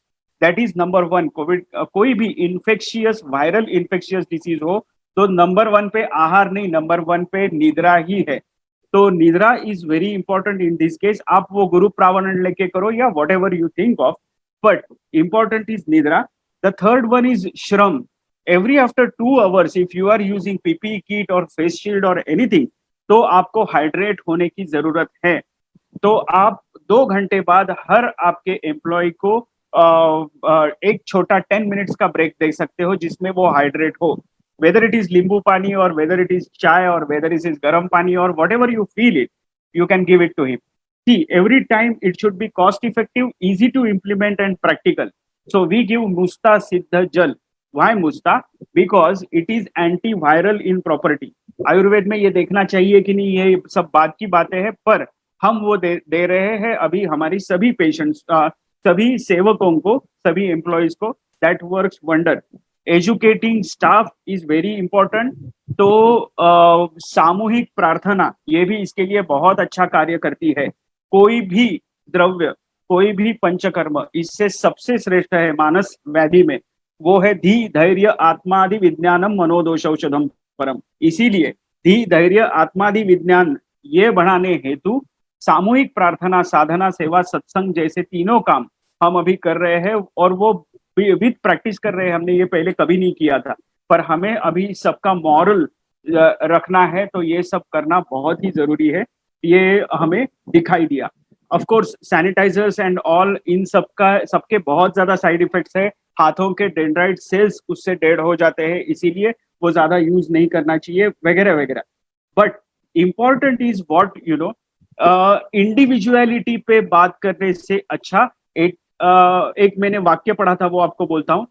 एक सिस्टम या कुछ भी फेल क्यों होती है, तो वो इसलिए होती है कि वहां की जो 84% it is related to system and only 16% it is related to individual person. तो हमारी योग्यता और बाकी सब चीजें तो है, पर system should be very much powerful, very much standardised, और वो सभी जगह एक जैसी हो तो उससे बहुत ही फायदा होगा। सोडियम हाइपोक्लोराइड आप यूज करते हो तो वेंटिलेशन की बहुत ज्यादा जरूरी है, नहीं तो याद रखे उससे गिडीनेस ये बहुत ज्यादा हो सकता है। अगर बहुत से पेशेंट अभी के वक्त ब्राह्मी टैबलेट्स ले रहे हैं, ब्राह्मी टैबलेट से भी गिडीनेस बढ़ता है, तो ये भी हम ध्यान रख सकते हैं। नोजोकोमाइनल इन्फेक्शंस, इसमें बैक्टीरिया भी है, फंगस भी है और वायरसेस भी है। तो इसीलिए हमें कांटेक्ट, मेनली उसमें कांटेक्ट होता है, एयरबॉर्न इन्फेक्शन होते हैं और vector borne infection like mosquitoes, ऐसे 3 होते हैं। तो इन चीजों से बचने के लिए हमारे सभी सेवकों को आप एजुकेट करें। इन सब के लिए अलग अलग हम प्रोसीजर्स यूज कर सकते हैं। सभी चीजों को बहुत सीरियसली लेंगे, किसी भी चीज में है याद क्या होत नहीं, ऐसा नहीं करेंगे। 8 स्टेप्स ऑफ अगर हैंड वॉशिंग है तो हम उसका जरूर प्रयोग करेंगे, क्योंकि बहुत छोटे छोटे पॉइंट्स है। सिर्फ मास्क यूज करने का जो पॉइंट है उसमें भी ऐसा है कि उसमें जो ड्रॉपलेट्स है वो 24 सेंटीमीटर्स, अराउंड 24 सेंटीमीटर्स ड्रॉपलेट गिरते थे before surgery was done without mask. तो इसीलिए ये मास्क का इन्वेंशन हुआ। तो ये मास्क हो या ये चश्मा हो या फेस शील्ड हो, ये सब कुछ इन्वेंशन की वजह से हुए हैं। तो आप इन्हें ऐसे ही इसमें कुछ भी नहीं है ऐसा नहीं बोल सकते। हमें इस सभी चीजों को सीरियसली लेना होगा। उसके प्रोज एंड कॉन्सिक्वेंसेस है, उसके ऊपर हम ऑब्जर्वेशंस स्टडी करके आगे जा सकते हैं। But we will take each and everything very seriously, and with that help हम we can help our patients also. अगर हम हर चीज सीरियसली लेंगे तो हमारे पेशेंट्स भी सीरियसली लेंगे। अगर हम उनको रास्ते में ही कुछ मेडिसिन बता देंगे, हाँ हे घेऊन टाक, तो वो वैसे ही लेता रहेगा, and that will not serve our the main cause. तो इसीलिए हर चीज को सीरियसली लेंगे, हर चीज का एक प्रोटोकॉल होगा और हर चीज के स्टैंडर्ड ऑपरेटिंग प्रोसीजर्स पूरे दुनिया में आयुर्वेद के सेम होंगे। जो पंचकर्मा के पैसे आप कितने भी लो, पर वमन का प्रोटोकॉल एक सेम होगा, उसमें आप बहुत सारी चीजें कर सकते हो। Anyway, thank you very much. और ये एसओपी के लिए आपने मेनली रिलेटेड टू सेवक, मेनली रिलेटेड टू एम्प्लॉइज, आपने मुझे जो कहा वो मैंने सिर्फ पॉइंट वाइज कहने की कोशिश की। और आप सभी सीनियर्स को मेरा एक विनम्र अभिवादन, धन्यवाद। Thank you Mangesh. जो आपने कहा वो बहुत जरूरी है, और जैसे आपने कहा यहाँ पे, वैसे 2 चीजें तो बहुत इंपॉर्टेंट है कि ये standardisation, and I think doctor मांगेरिश is going to speak about all this things, how it is important and how it is going to help us, because we are going to get insurance for Ayurvedic treatments also. So I feel Dr. Mangirish is going to explain about legal insurance and other things. He's been waiting for almost an hour for his turn. Yeah. So let us begin, Mangirish. Yeah, thank you, sir. Thank you, Dr. Mangesh. It was a pleasure listening to all these dons and greats, and good afternoon. I'm very sorry for not locating my file. I was so lost in whatever all you gentlemen were telling that, I lost in getting ready. So now coming to the point of the ever important question, can all of you all now see my presentation? Yes. We are Yeah, seeing. yeah. So as we all go into this unlock mode, there is a big mystery about how insurance plays a part. What are the legal problems? And as most of you have dwelt into what you say, you all have all dwelt upon how it should be, how treatment should be, what the precaution should be, what the SOP should be. I'll just dwell upon the importance of it. We'll start with the first slide with an icebreaker. Why is it important? Because patients have their own rights, doctors have their own rights, and there is a third party involved with all of us, which are our compounders in the clinic and the staff in the hospitals. So there will be a safety checklist, and then we'll round up with what is insurance, why is it important, and what is the current status of insurance, which is for reimbursement and for personal purpose. So starting with the legalities of patient, doctors, and this COVID menace, I'll limit myself to COVID. Friends, nothing has changed. I would refer to most of the speakers over here, starting with Gaukar sir. He had very wonderfully said that digital is the new oil, or digital is the new money of today's times. Because earlier there was no data for us to understand. So as Mangesh had rightly said, the legalities go by data. So today, if I have SOPs, if I have data, tomorrow, I don't know. They are very hopeful that by September, all this COVID should end. And then slowly the patients will start, crumbling up again with the same. Today they are calling us gods. Tomorrow we will be at the receiving end of most of the cases. Then they start finding faults in our treatments. Then somebody will say, I've got a side effect due to this, I've got a side effect due to this, you didn't use precautions, you didn't use aseptic measures, I could not approach the courts in time. So we have to be very careful about our treatment data. Okay, that's point number one. Point number two, I have to understand the need of the patient at present. The patient is in a completely fearful state of mind. So how do I reassure him? One is to tell him that the hospital is completely sanitized. The staff of the hospital are completely COVID negative. Secondly, the government has come up with an option that you can test your staff for antigen test. I'm not going into the specificities or the sensitivities of these tests, but this is one way where you can get your staff tested. And if your staff has previous exposure but have developed antibodies, that is one relief that your patient will have. If you can display in your waiting rooms that all my staff is COVID negative, we conduct routine regular checks, though it's not mandatory. Let me again reassert. But these antigen tests were designed with this in mind. Okay? As the fearful mind goes into a composure mode, as we go to the new normal, the patients will be reassured. One.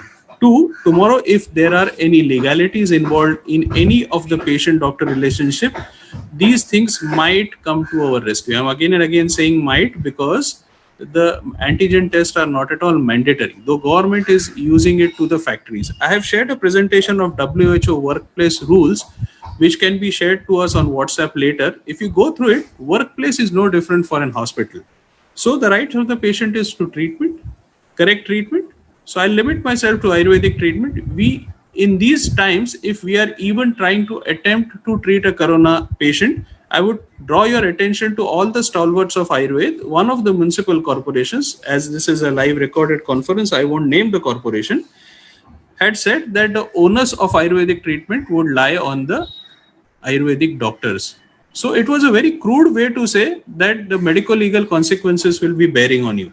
So again, I come to the point that Gaukar sir and then Gujarati sir and then Mangesh very nicely said about SOPs, that if you follow SOP and the SOP is documented in your hospital as a document readily available for your patients, that I follow A to Z procedures for the safety of my patient, then at the time of legalities, that will save you in court of law. Every piece of paper that you keep or a digital equipment that you keep to monitor your patient's record should be handy. Today, because I don't use a lot of stuff on my table, like prescription papers or records of the patient, a laptop can always find a place in your clinic. Because if you don't keep patients' records, tomorrow how are you going to prove your point about treatment or the consequences of it? Then the rights of staff in the clinic as a workplace. See, as we are concerned about the safety of the doctors, so are they exposed. So tomorrow, there is every possible legal chance that the staff can feel the doctors are not caring for us. This started as many a strike in most of the states. Also, we had seen a protest in the biggest hospital that was dealing with COVID, wherein the nursing staff and the paramedical staff did not get protective equipment, and they were almost on the verge of a strike.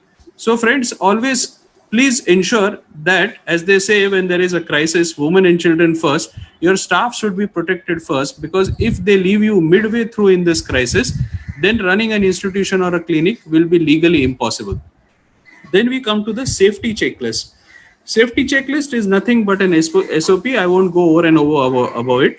So to summarize, what are the legal consequences or what are the legal strong points to be kept in mind during this COVID pandemic is: one, data which has to be kept very, very securely stored. Patient's information cannot be said that I didn't have the time, or I didn't have the time, or I didn't keep the records for the fear of transmission, fomite transmission, I'm meaning. Because in the first month of COVID, all of us were very fearful of fomites on plastic, on paper, on pens, and all that stuff. But a laptop has to find a place in your clinic, and a medical record section has to be active 24/7 if it's an hospital. Secondly, all your licenses have to be renewed. If anybody's renewal is not done, he has to at least drop a mail to our council saying that I forgot or I could not renew my license in time due to this and this reason, because our renewals have just taken place. Running an clinic without a renewed registration would be a very, very big disaster and catastrophe once the pandemic ends, and should a patient sue you. Third, the same applies for a hospital renewal registration also. Third is sanitization is a must. Correct sanitization is a must, and the consequences of sanitization are also binding upon the doctor and the owner of the hospital. Suppose if I use the wrong chemicals for sanitization, there were areas where spray guns were used and methanol based sanitizers were used, people have gone blind. Please avoid using dangerous stuff. Keep bills and keep vouchers of whatever medicines that are used for sanitization purpose. When the sanitization purpose is used, do not use untrained staff to do it. Use a licensed third-party vendor if necessary in an hospital. And all in all, now I come to how do you protect yourself legally. One is indemnity insurance. Raise your indemnity insurance, friends, because nowadays we are getting lots of cases against private hospitals. Patients have got it into their mindset because of lower economies and falling economies that they are made to pay more. And because Panchakarma is our bread and butter, and Panchakarma, if I want to share a bit of loading onto the patient, I should be having an indemnity insurance. Should a patient sue me for overcharging, the municipal corporations also can send me a notice, so I have to be indemnified against it. It doesn't cost a bit. Then coming to personal insurance, and then coming to medical insurance. Friends, personal insurance, everybody in the staff and every doctor should be insured for health. The reason being, treatments for COVID don't come cheap. They don't come cheap. The capping that the government has put is of no use, because once you are in an ICU, the costs are spiraling. So IRDAI, the latest development that I am sharing with you, must have reached you through many WhatsApp messages, is that IRDAI has made it mandatory for all the insurance companies, 23 private insurance companies and 4 general insurance companies, to come out with a corona-specific healthcare product. So I would appeal that every person, every healthcare worker, every doctor, even the watchman of your hospital or your clinic or of your nursing home is insured with this Corona Kavach. It is just in the market, cost only around 2,000, and less than that, maybe 1,200 for a young patient below 40, and for all the comorbidities are covered in along with Corona if should they occur during the treatment of Corona. So insurance is a very, very important aspect, especially for Corona. If you have an adequate medical insurance, nothing like it. If not, please go out and buy one. Secondly, what about your life insurance? Friends, security, we talk about security, we are just addressing the virus part of it. Has anybody thought deep inside about financial security to his life? Every doctor should be financially insured to at least 10 times of his income. I'm not talking about declared income on ITRs, what actually comes to your house.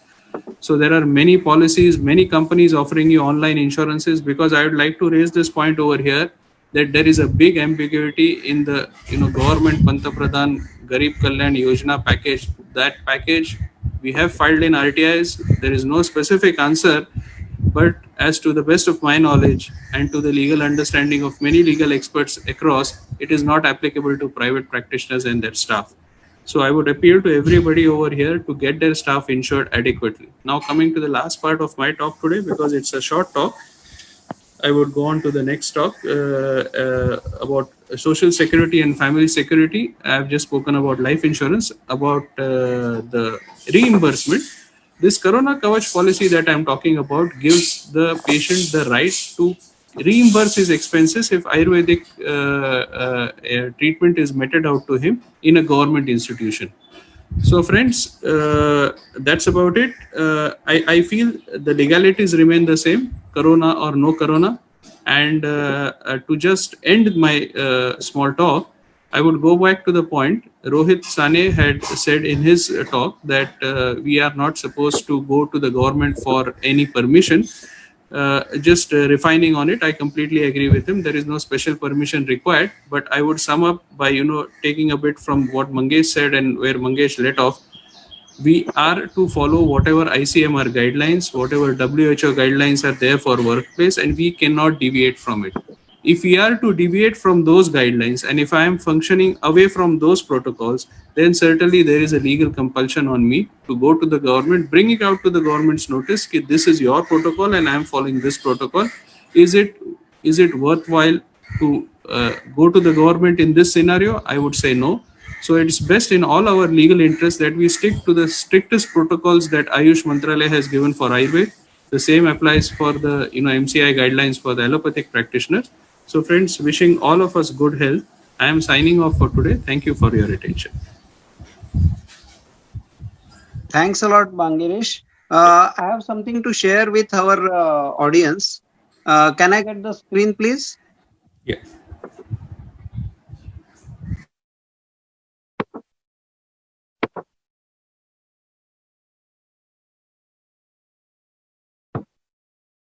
I will just show you a few things.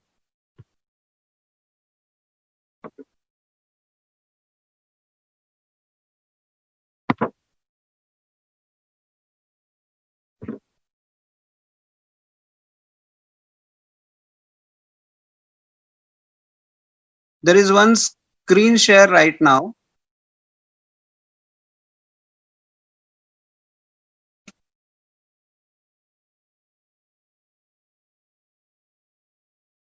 Can we see it?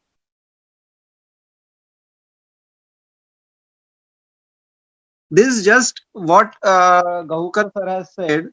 This is a time to go for the best thing, and that is it. These are time saving also. There are a lot of things which we can do with it. But not only that, this is something which I want to show you. The things which we have to do in our regular practice. As you can see, we have done Vaman also. With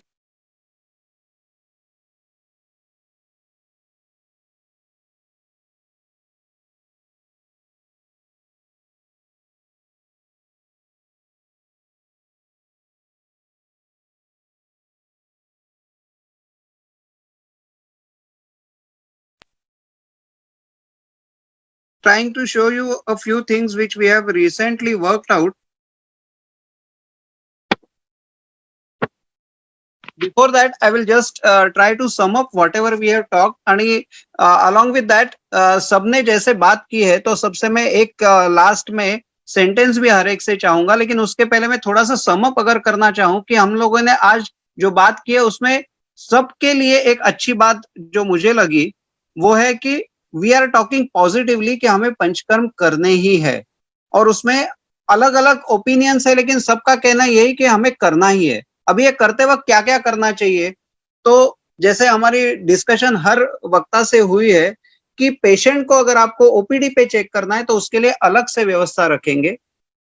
her patient को check करने के बाद में, जैसे बांगेरिश sir से हमारी बात हो रही थी कि हम लोग ये हॉस्पिटल करना चाहते हैं तो क्या कर सकते हैं, उसमें एक बहुत बड़ी बात यह है कि अगर हमारे पास रेगुलर यूज करने वाले एप्रन्स अगर है कि जो हम लोग डिस्पोज करने की जगह पे, पीपी किट तो डिस्पोज करने होते हैं, लेकिन उसकी जगह पे अगर हमें कुछ करना है तो हम लोग कोशिश कर सकते हैं कि रेगुलर यूज के लिए हमारे पास एप्रन्स हो जो हम लोग कह सकते हैं कि नी लेंथ या नी से भी नीचे जाने वाले एप्रन अगर हमारे पास है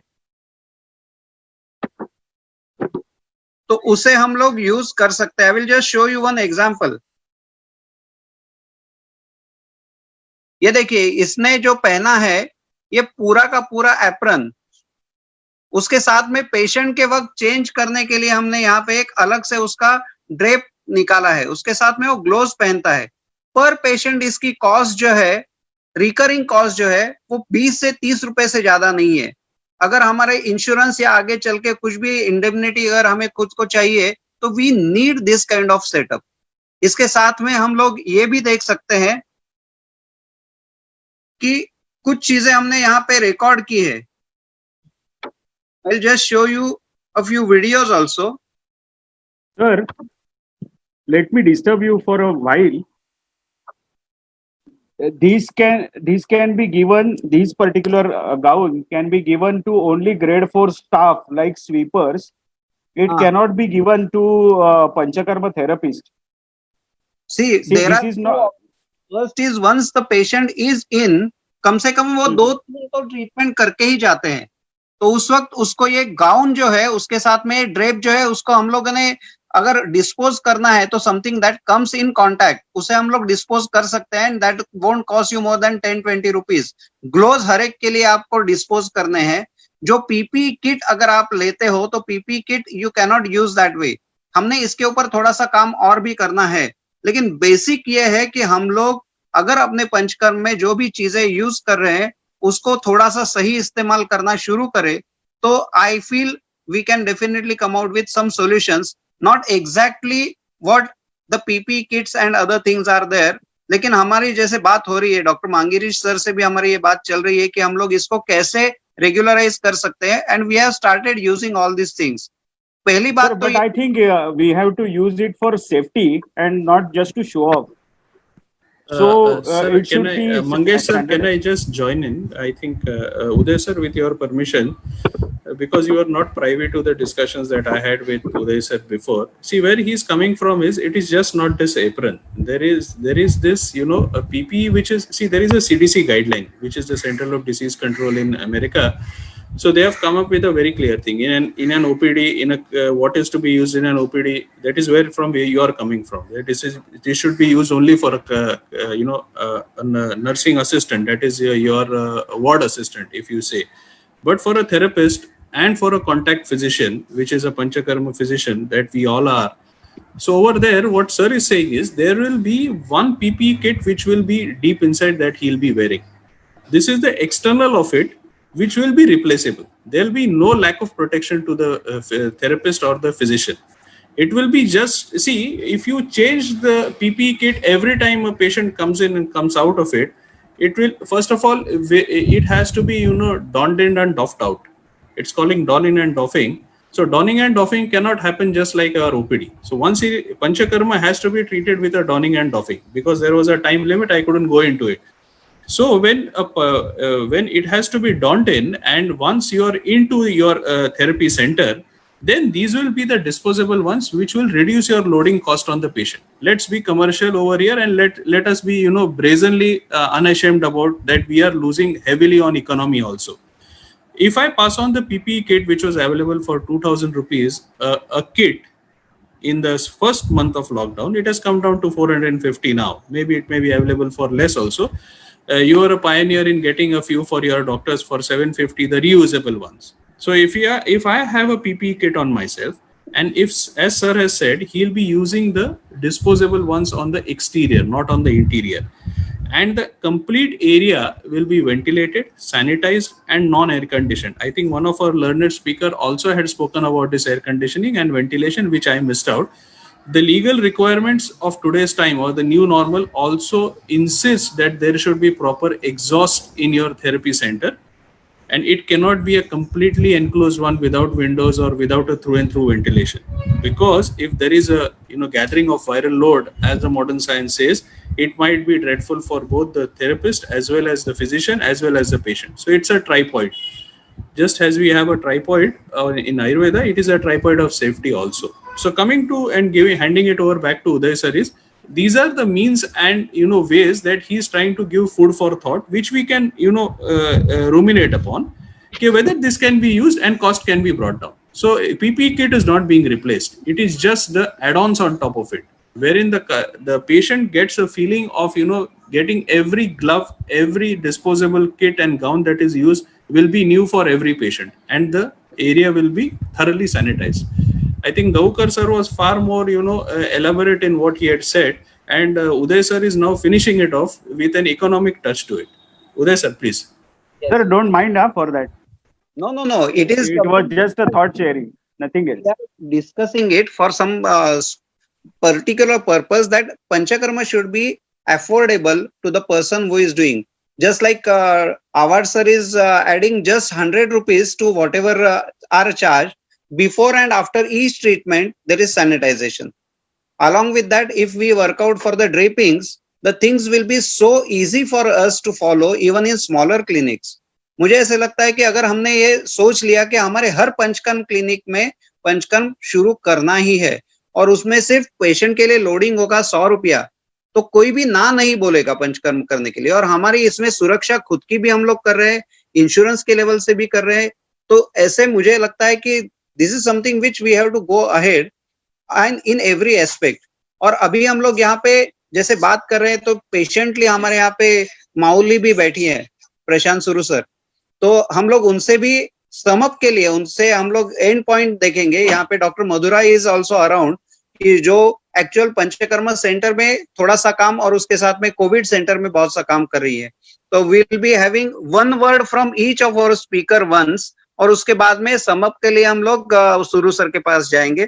will have only one sentence from each of us कि हमें ये पंचकर्म शुरू रखना है, करना है, तो आप क्या कहोगे? एक एक सेंटेंस में मैं फिर से गहुकर सर से शुरू करके मंगेश तक आऊंगा। गहुकर सर, एक सेंटेंस आपकी तरफ से हमारे पंचकर्म ओनर्स जो आज यहाँ पे इतने 200 से ज्यादा लोग हमारा ये बातें सुन रहे हैं।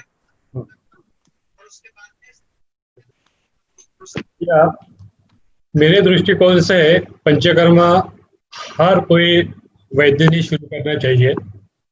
उसमें अभी तक करीब 2-2.5 महीने से कोई आपत्ति नहीं है, लेकिन जिस पद्धति से हमने एसओपी तैयार कर और उसको इम्प्लीमेंट किया है हॉस्पिटल में, उसी दृष्टिकोण से आप यदि करते हैं, चाहे वो हॉस्पिटल हो चाहे वो क्लिनिक हो, सारे के सारे रूल्स हॉस्पिटल में लगेंगे, सारे के सारे रूल्स क्लिनिक में लगेंगे।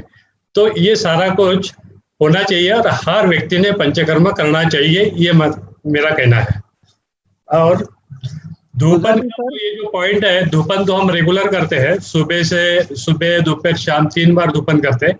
ये भी बहुत अच्छा पॉइंट है जो गुजराती ने कहा गया है। हमारे यहाँ भी धूपन बहुत अच्छे से होता है। आवाज सर। थैंक यू उदय, काफी अच्छी तरह से आज का डिस्कशन हो गया है।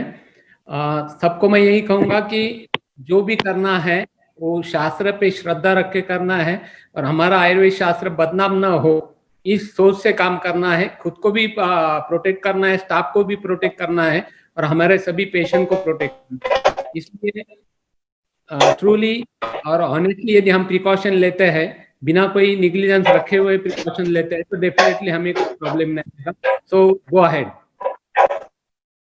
गुजरात प्रवीण सर। ये सारी बातें सुनने के बाद में यह पक्का है कि हर व्यक्ति ने, जो नए पंचकर्मा तज्ञ है, उसने भी यह पंचकर्मा करना ही चाहिए, बिना डर के करना चाहिए। क्योंकि डर ही यदि आपके मन में पैदा करेगा तो आप खुद भी कुछ नहीं कर पाएंगे और पेशेंट भी आपकी बात नहीं सुनेगा। धन्यवाद। Praveen, Ayurveda minus panchakarma is equal to big zero, ऐसा बताया डॉक्टर जी ने। इसलिए पंचकर्म करना है तो ही आप आयुर्वेद की चिकित्सा से लोगों को अतिशय अच्छा फल दे सकते हैं। मुझे लगता है इसकी तरफ सब लोगों ने ध्यान देना चाहिए। मैं जरा बाहर हूँ इसलिए रोकता हूँ। No problem.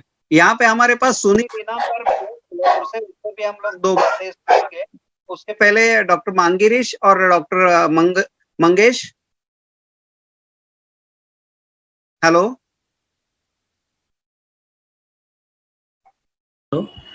Yeah, I'm completely in support of restarting and unlocking Panchakarma if at all it was ever unlocked, but with following of all rules and legalities, because Ayurveda should not get a bad name. Dr. Let Mangesh. us start with Panchakarma immediately with all SOPs, standard operating procedures, आणि हे globally accepted व्हायला हवं. सगळ्यांचं आपलं एकच असलं पाहिजे, सगळ्यांचं म्हणणं एकच असलं पाहिजे. त्यासाठी सगळ्या सिनियरची मदत घेऊया. But we should come along with आणि हे चालू करू. थँक्यू. डॉक्टर सुनील. यस, आपण सगळ्यांनी पंचकर्म हे नक्कीच केलं पाहिजे. पंचकर्म केल्याशिवाय आपल्याला आपले रिझल्ट्स आणि आपली प्रॅक्टिस या दोन्ही गोष्टी चांगल्या पद्धतीने चालू ठेवता येणार नाही. त्यामुळे ते मस्ट आहे. त्यामुळे जे काही त्याच्यासाठी लागणारे मस्ट आणि जे काही प्रोटोकॉल्स असतील ते प्रॉपरली फॉलोअप करून आपण जर हे केलं तर डेफिनेटली आपल्याला त्याचा चांगला फायदा होईल आणि आपले पेशंट आणि आपण दोघेही चांगले सिक्युअर राहू शकू. डॉक्टर मधुरा इथे. Hello. Actually, working with COVID OPD, I've seen the restlessness of doctors when the patient goes into the cytokine storm. So before going into the difficult situation, if we can intervene, if we can do something for Kshatriya Kal, Kriya Kalam na hapayet.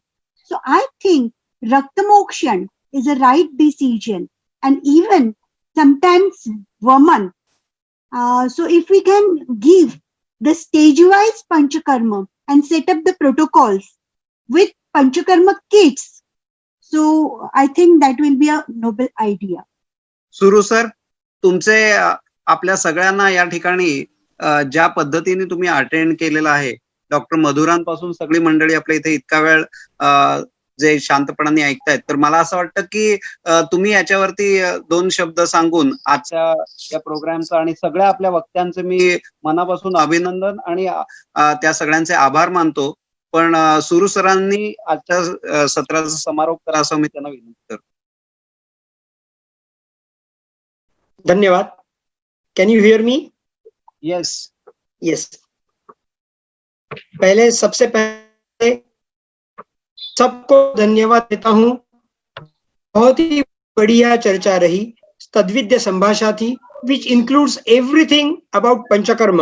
No question of unlocking, it is a need. जो आज का विषय था उसकी नींव रखी थी Dhanraj गहुकर sir ने, जो बहुत ही बढ़िया थी.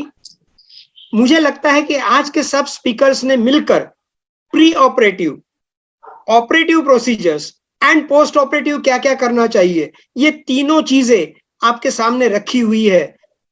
पंचकर्म सेंटर शुरू करते समय उसमें क्या दिक्कत आ सकती है, उसमें क्या सावधानी बरतना चाहिए, ये भी देखा गया.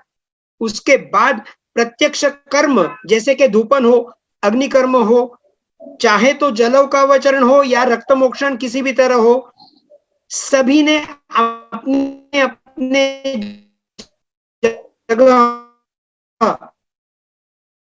ये सब ऑपरेटिव प्रोसीजर्स चालू पैदा कर दिया. रामदास आवाड़ सर ने भी बताया, Narendra Gujarati sir, Praveen sir, experienced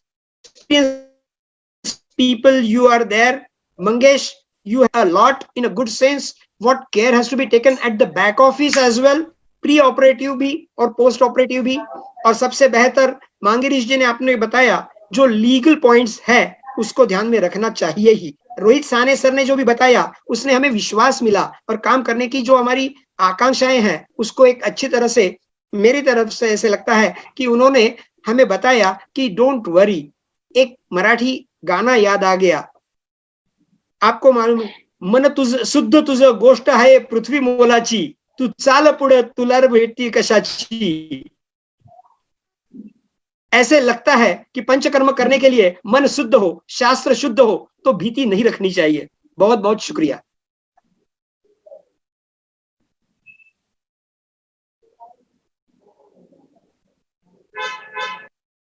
उदय सर, आपका फोन म्यूट है।